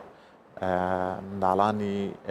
شەهیدەکانی شەهیدە سەربەرزەکانش لە خۆ دەگرێت کە ئێمە جگە لە هاوکاریکردنیان لە پێشکەشکردنی دیاری هەوڵمانداوە لەگەڵ شوێنە گەشتیاریەکان کەشێکی خۆش ینی کاتێکی خۆشیان بۆ دەستنیشان بکەین و کە ئەوان لەوێدا هەست بە خۆشیەک بکەن بەڕاستی و دیسانیش لە خانەی بە ساڵاچوانەوە بگرات لە بابەتەکانی ترەوە بگرێت ئەوەی کە هەستمان پێکردوێت تیمەکانی کاگوسا ئەو خەڵکی کە پێویستی بە هاوکاری هەبێ بۆ نمونە ئێوە نەزانن لەکوێ یان کەسێک نەبێ وەکو ڕێبەر پێتان بڵێ خۆیان ئەتوانن بێنداوای هاوکاریتان لێ بکەن ئۆفیسەکانی ئێمە هەن لە هەموو پارێزگاکاندا و بێجگە لەوەش ئێمە لە ڕێگای ئۆرگانەکانی تری ڕاگەیاندنی خۆمانەوە بەردەم ناونیشانی خۆمان داوە و بەڕاستی بە درێژایی ئەو ماوەش کۆنتاکتێکی زۆر باش دروست بووە لەگەر لایەنە پەیوەنددارەکان لە حکوومەتی هەرێمی کوردستان حتا لەگەر خەڵکی لەگەر گەڕەکەکاندا کە شێوازێکی دروست کردووە کە ئێستا لەوانەیە ژمارە تەلەفۆنەکانی ئێمە لە لای زۆربەی خەڵکی هەبێت بەڕاستی کە بەردەوام هەوڵیان داوا کە حاڵەتێک دەبێنن پێویستی بە خزمەتکردنی زیاترە پەیوەندیمان پێوە دەکەن و ئێمە شتیمەکانی خۆمان بە شێوەیەکی مەدانی دەنێرین کە دیراسەی وەزعەکەیان بکەن کە وەکو دیاردەیەک بێت دیاردەیەکی مستحق کە ئێمە بتوانین هاوکاری بکەن پشگیری بکەن نەکخوا نەخواستە لایەنێکی تربێتیان لێکدانەوە مەبەستێکی تری هەبێت بۆ هاوکاریکردن. هاوکاریەکانتان دوای ڕەمەزانیش هەر بەردەوامە بێت و ئاماژەت بەوەش کرد کە لە جەژنیش بە هەمان شێوە ئێوە بەڵێ بە تەئکید من تەمەنای ئەوە دەکەم کە ئەو خەڵکی ئێمە بە تایبەتیش خەڵکی دەوڵەمەند و خێرۆمەند لە کوردستان کە ژمارەی یان یەکجار زۆرە سوپاس بۆ خوای گەورە و سوپاسیان دەکەن کە بەردەوام پاڵپشت بوونە لە چالاکەکانی دەستگای خێرخوازی بارزانانی وانەکەن هەر چالاکەکانیان لە مانگی ڕەمەزاندا چڕ بکرێتەوە بەداخەوە یعنی ئەو مانگە وەکو حەبێکی مسەکەن وایە بۆ خەڵکی هەژار و کەم دەرامەت کە ئەبێنێ لە هەموو ڕوویەکەوە خەڵک ڕویان تێدەکات بەڵام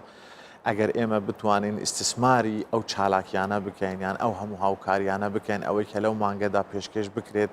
یعنی ئێمە بتوانین بە تایبەتیش موسسەی ئێمە و موسسەی لە شێوەی دەستگای خێرخوازی بارزانیدا بکەینە بنگەیەک بۆ ئەوەی کە بتوانین ئەو هاوکاریانە بە شێوەیەکی بەردەوام بگەن بەو خەڵکە ینی وانە بێت لە مانگی ڕەمەزاندا ژمارەیەکی زۆری چالاکی بکرێت و لە مانگەکانی تریشدا ئیتی کۆتایی پێبێت چکە ئەو خەڵکە ئەگەر هەژار و کەم دەرامەتە ئەگەر بە پێویستی بە ئاوڕی لێدانەوەی تەنها بۆ مانگێک نییە بەڵکو لە هەموو ژیانی خۆیدا بەداخەوە پێویستی پێ هەیە و ئێمە ئەبێ بتوانین ڕێگای تر بدۆزینەوە بە تایبەتیش لەوەی کە بتوانین دەرفەتی کاری بۆ بدۆزینەوە یان ڕاهێنانی بۆ بکەین لەسەر کارێک یان وای لێ بکەین کارێکی بۆ بدۆزینەوە نەکار ئەوە بێت ئێمە کۆمەڵی هاوکاری زۆر سەرەتایی پێشکەش بکەین بە ئەمە قۆناغی ئاخیر بێت بەڕاستی ئێمە بەردەوام ئیش لەسەر ئەو بابەتانە دەکەن و ئێوەش بینن کە بەسپاسەوە کورسان 24 لەو کەناڵانە بووە کە بەردەوام چالاکەکانی ئێمە گواستوتەوە چالاکەکانی ئێمە تەنها لە مانگە ڕەمەزاندانیە بەڵکو لە هەموو مانگەکاندا هەیە و ئێمە تەمەنای ئەوەش دەکەین کە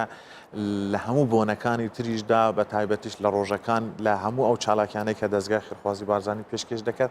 خەڵک بەو گەرم و گۆڕیەی کە بۆ ڕەمەزان هەیەە بۆ ئەو ڕۆژانە و بۆ ئەو کاتانەش هەیان بێ کە ئێمە بە هەمومان بتوانین مەینەتەکانی ئەو خەڵکانەی کە لەم ڕۆژانەدا لەم کاتانەدا پێویستیان بە ئاوڕێ لێدانەوە خزمەتکردن هەیە ئێمە بتوانین خزمەتیان بکەین وەکو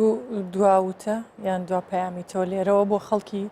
هەژاریان ئەو کەسانەی کە چاوەڕی هاوکاری دەستگای خێرخوازی بارزانین لێرەوە شتێکی تایبەت هەیە پێیان بڵێ ئێمە وەکو لە بیداتەکەشدا ئاماژەم پێدا کە ئاختنێکی بارزانانی نەمرمان کردوتە دروشمی کارکردنی خۆمان کە فەرموویەتی شانازیە خزمەتکاری ملەتی خۆمان بن ئێمە خزمەتکاری ئەوانین بەڕاستی تا لە تواناشماندا بێت لەو خزمەتە بەردەوام دەبین وەک چۆن ئەشبینین ئێمە بووینەتە پردێکی باش لە ناوبینی کۆمەڵێ موسساتی گەورە کە چالاکەکانیان بەردەوامن لە هەرێمی کوردستاندا ینی ئێمە بینین ئێستا بە هاوکاری لەگەڵ مانگی سووری کوێتی لەگەڵ مانگی سووری ئیماراتی لەگەڵ کۆمەڵێک لە موسساتی ئەو دوو وڵاتە و وڵاتانی تریش بە تایبەتی وڵاتە یەکگرتوەکانی ئەمریکا و حتا وڵاتەکانی یەکێتی ئەوروپاش کە ڕۆژانە ئێمە چالاکی ئەنجام دەدەین لەم مانگەدا ئەتوانم بڵێم بە هەزاران خەڵک هاوکاری کراون لە ڕێگای ئەو منەزەماتانێک کە ئاماژەم پێدا و لەگەڵ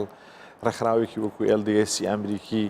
ئێمە پرۆژەیەکی هەمیشەیمان هەیە بۆ خاوەن پێداویستی سەرەتاییەکان بە تایبەتیش عەرەبانەی ویلچەر کە ئەمە کێشەیەک بووە کە پێشتر لە کوردستاندا هەبووە بەڕاستی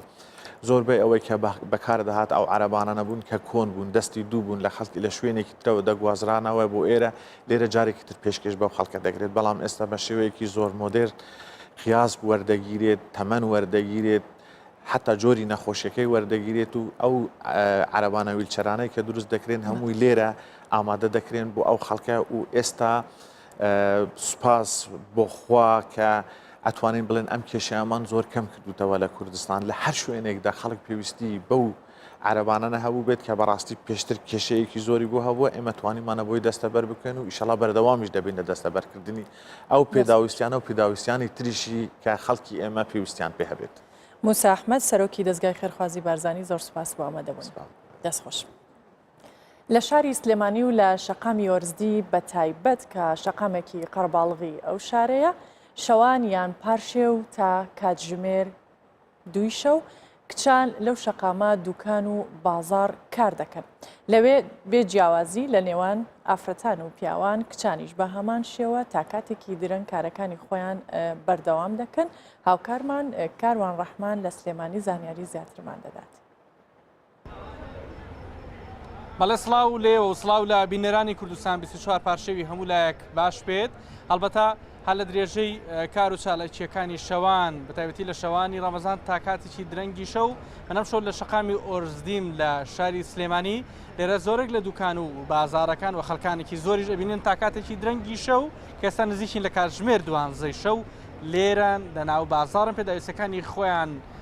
دەست ئەخەن و زۆرێک لە دوکانەکانیش ئاکراونەتەوە بۆ ئەوەی پێشوازی بکەن لەو خەڵکێکیانەوە شمەکی خۆیان دەست بخەن. بەڵام لێرە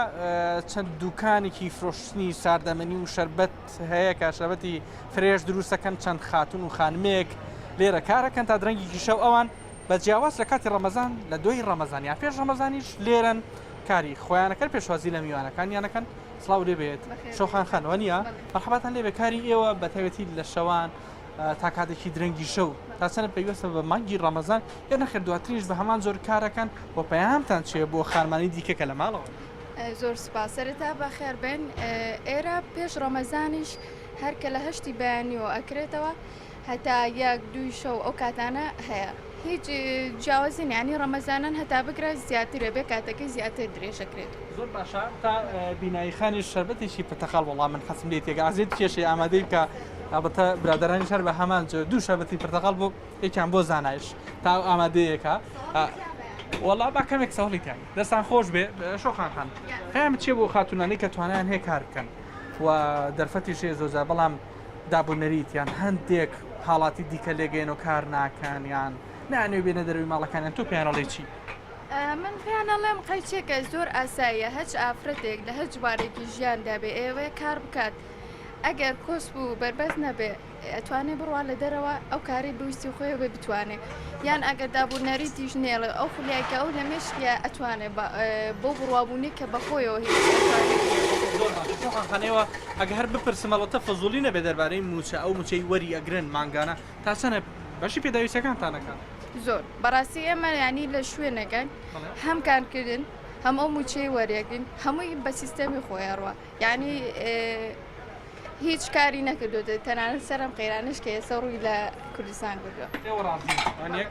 باشە بێنایی خانسڵاو لێ بێ ئێستا سەرقاڵی ئامادەکردنی شەربەتێکی فرێش پرتەقاڵی قسەی تۆ چیە و بەیامی توش چیە وەکو شۆخان بۆ ئەو خانمانەی دیکەکە کار ئەکەن هەندێکیان ڕانجوماندووبوونی خۆیان پاری خۆیان بەدەسە و هەندێکی کە نایانێ بێنە دەروی ماڵەکانیان کار ناکەن. سەرەتا بەخێراتانەکە ئێمە لە هەشتی بەیانیەوە هەتاکو دوو شەو لێرە کارەکەین. تۆ خۆ لە هەشتی بەیانیەوە لێرە بووی ئەمڕۆ؟ دوو شەو بەڵێ من لە 5 ئێوارەوەیە وڵا پێویستە هەموو ئافرەتێک بێتە دەرەوە کار بکات ئیتر ئەوەی لە توانایە هەیە دەری بۆ بڕێت و ئەوەی ئەتوانێ بیکات هەروە ڕابردووە بۆ خۆی دروست بکات بتوانێت ئیشێ بکات.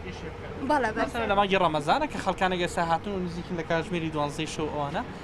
زیاتر وای کردو بازاریەوە زیاتر بێ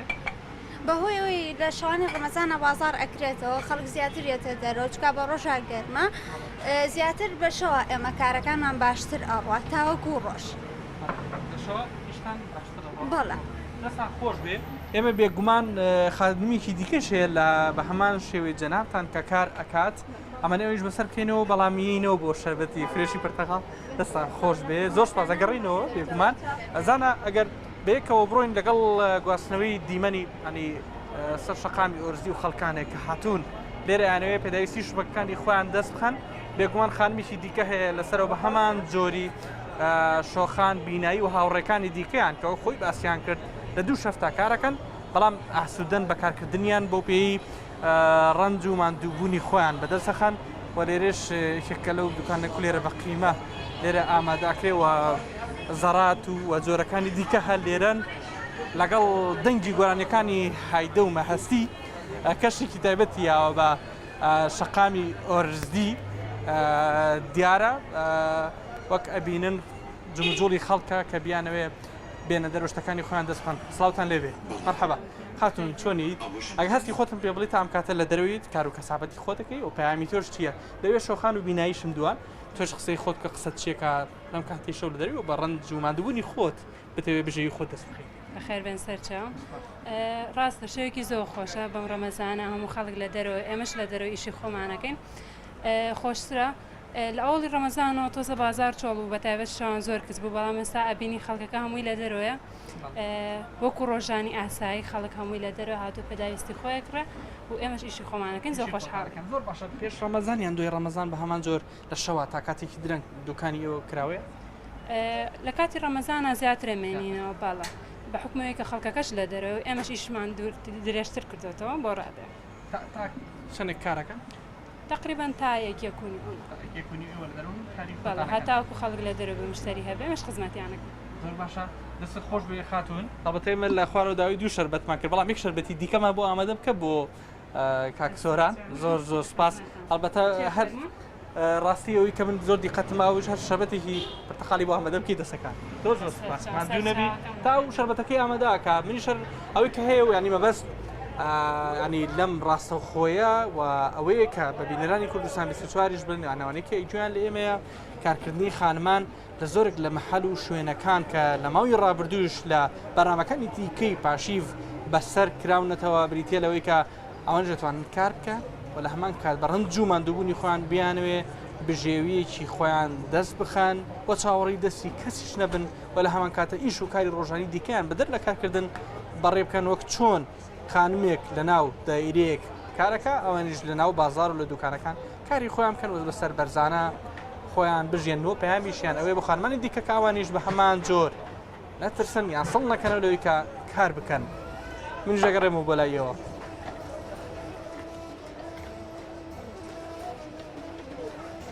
دەستخۆشی بۆ هەموو ئەو خانمانە سپاس بۆ ئەو کاروان ڕەحمان لە سلێمانیەوە لەگەڵمان بوو پاشیفتە ئەم پێشکەش کرا تاوەکو بەرنامەیەکی تر و دەینەوەلاتەن کاتێک خۆش بۆ